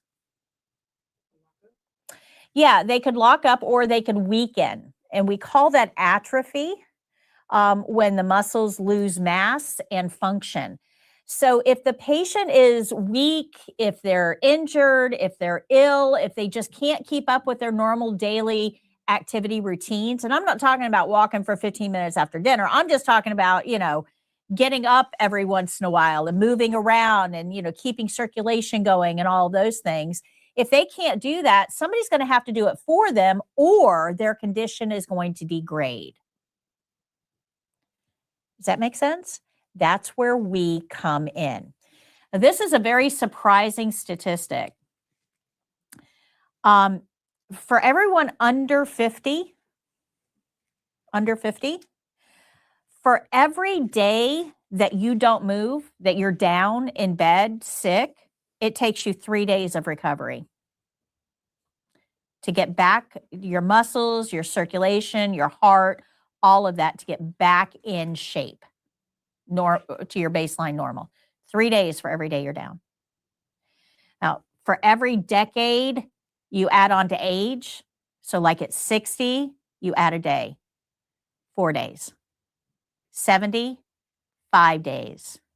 80, 6 days for every day that your mobility is restricted. So what we want to do is try to keep that time frame from being expanded. Does that make sense? So we are going to work on healthy or relatively healthy extremities just to kind of move them a little bit to keep them at their current level. We're not trying to make anything better. We just don't want it to get worse. Okay? So that is the difference between physical therapy and us, nursing. There's 2 different types of range of motion. There's active and there's passive. So I'm going to get you guys involved in this because I find it explains it a little bit better. So everybody stand up. Everybody stand up.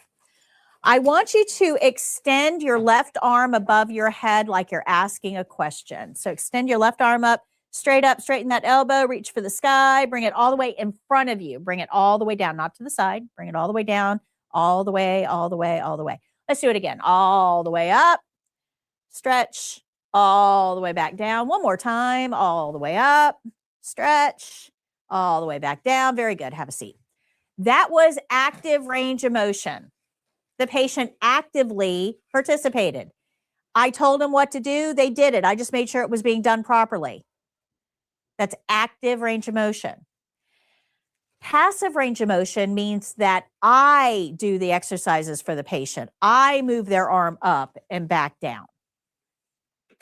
Okay? So if you remember this care plan, it says the patient is not able to help with the exercises. So we're doing passive range of motion. We're doing the work. But if at all possible, whenever possible, we have the patient do active range of motion because you're going to get much better muscle engagement with active than you do passive. Okay, so you'll want to know on your care plan, is this active or passive? All right, so good news, no principles to learn. We know everything we need to know as far as principles to do the skill, so we're going to focus on the skill-specific steps. So the skill-specific steps for this particular skill, we already know this one. Anytime we lift from below or lift an extremity, we lift from below. We want to support near or at the joints. We're going to use a flat palm when we lift. We've heard that before. We already know this. We're going to move slowly and smoothly and all the way to the start position. When I asked you guys to raise your hand, to extend your hands, remember I said bring it all the way back down, all the way back down. We need to go right back to the start position or it's not a full range of motion. So if we lift an arm up and we bring it down to here, that is not a full range of motion if we go back up. It's got to go all the way to the start position. So those terms I just told you, flexion, extension, and abduction, adduction, I'm going to explain those now. What you just did was flexion, extension. I actually asked you to extend your hand up like you're asking a question. That's extension. Bringing it back down was flexion. So flexion is a bending of a body part. Extension is a straightening of a body part, where our shoulders are naturally flexed. Now, if our shoulders were extended, we would walk around like this all the time. That's not comfortable. But your legs are naturally extended, right? You can't walk if your legs are flexed. So every body part has its own natural, normal position. And the opposite of that would be either flexion or extension. So straightening a body part is to extend it. Flexing a body part is to bend it. Good. So you are actually already know what flexion extension is. We just have to put the terms to it. But then we have abduction, adduction. What is this? Those are big words. If you abduct a child, you take it away from its family. Don't do that. That's bad. Don't abduct.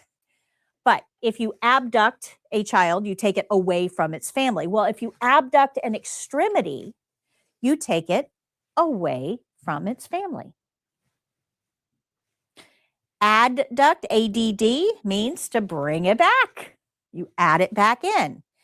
So if you remember flexion extension, we went up and I specifically said this in front of you. You guys remember me saying that? Bring it down in front of you. Flexion extension is in front. Abduction, adduction is to the side. So this is like flapping a wing. Now, the hand ends up in the same place with both of them, though, just facing a different direction. If I bring my hand up in front of me to extend, look at where my hand is. Okay. If I bring my arm out to the side, look at where my hand is. Same place, but it's facing a different direction, which is going to exercise different muscles. Good. Now, there is another exercise that CNAs can do called rotation. Rotation means around. So like this is a rotation motion. Not all joints can move in all directions.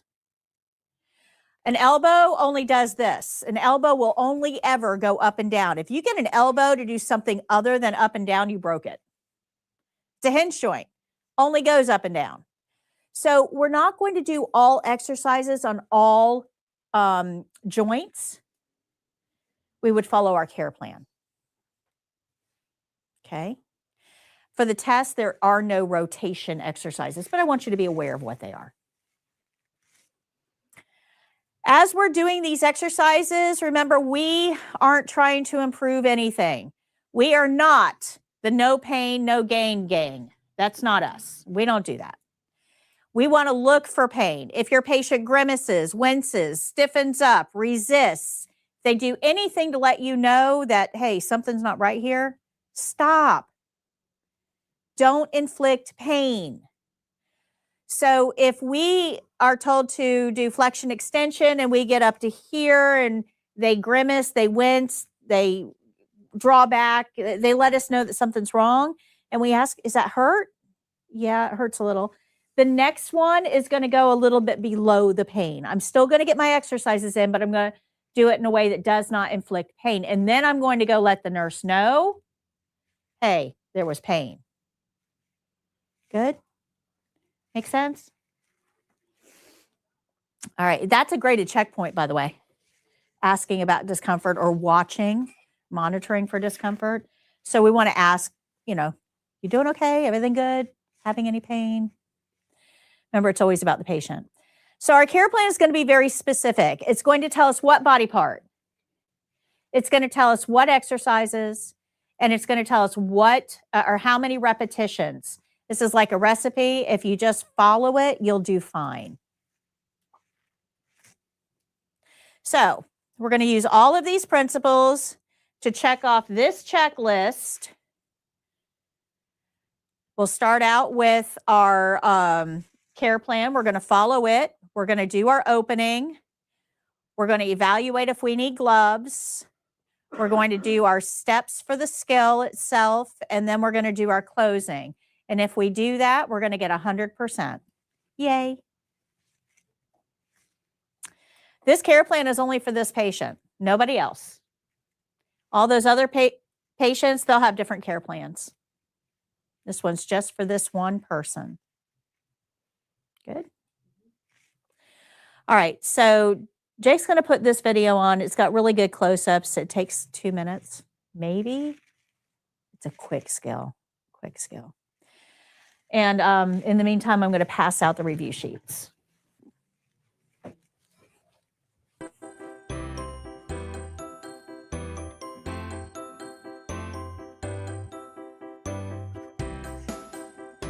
No, that's for Monday.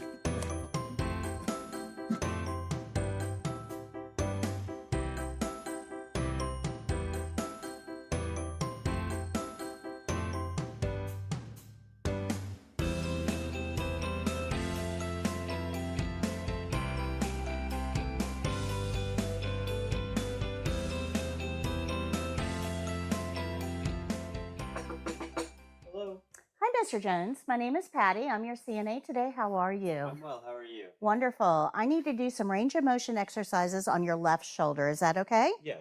Let me close your privacy curtain and wash my hands. I'll be right back.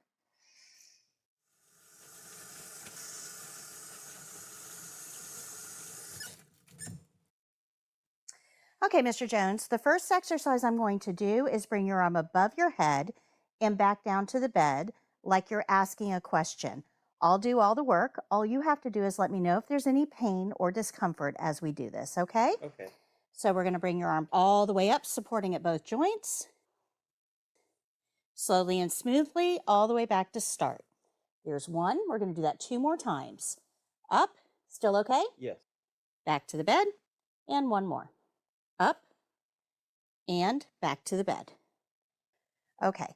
The next exercise we're going to do is bring your arm out and back in like you're making a snow angel. Okay? Okay. So I'm going to support at 2 joints. We're going to go all the way up and all the way back to start. Feel okay? Yes. All the way up and all the way back to start. Still okay? Yes. 1 more. All the way up and all the way back to start. Good? Yes, ma'am. Are you comfortable? Yes, ma'am. Would you like a magazine before I go? No, thank you. Your environment is clean. Bed is in the low position. Let me give you your call light. Here's your call light. If you need anything at all, just press that red button. We'll be happy to help. Thank you. I'm going to open your curtain and go wash my hands.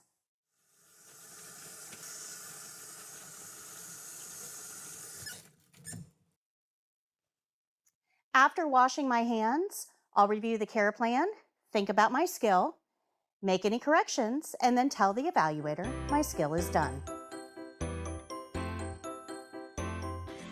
All right.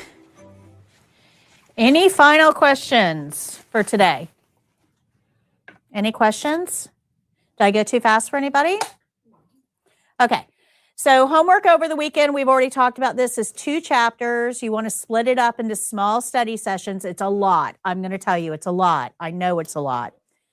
But this is kind of the worst homework night, you know, over this weekend. Next steps, you're going to get an email, wrap-up email. It's going to have links to everything that we've gone over, including the replay for today's class and the videos that we watched. If you have not accepted your invitation into the online course, I would do that and take a little trip around and see what the online course has in it to help you prepare for the state exam. I've already passed out your review sheets. Those of you who are joining us virtually, remember you can get your copy of the review sheets on flcnatraining.com under the replays of each class. So thank you guys very much for joining us. Those of you who joined us virtually, we will see you on Monday morning at 9 a.m. for class 3. Tuesday is the game show, so mark your calendars. We'll see you then. Until next time, happy caregiving. Bye.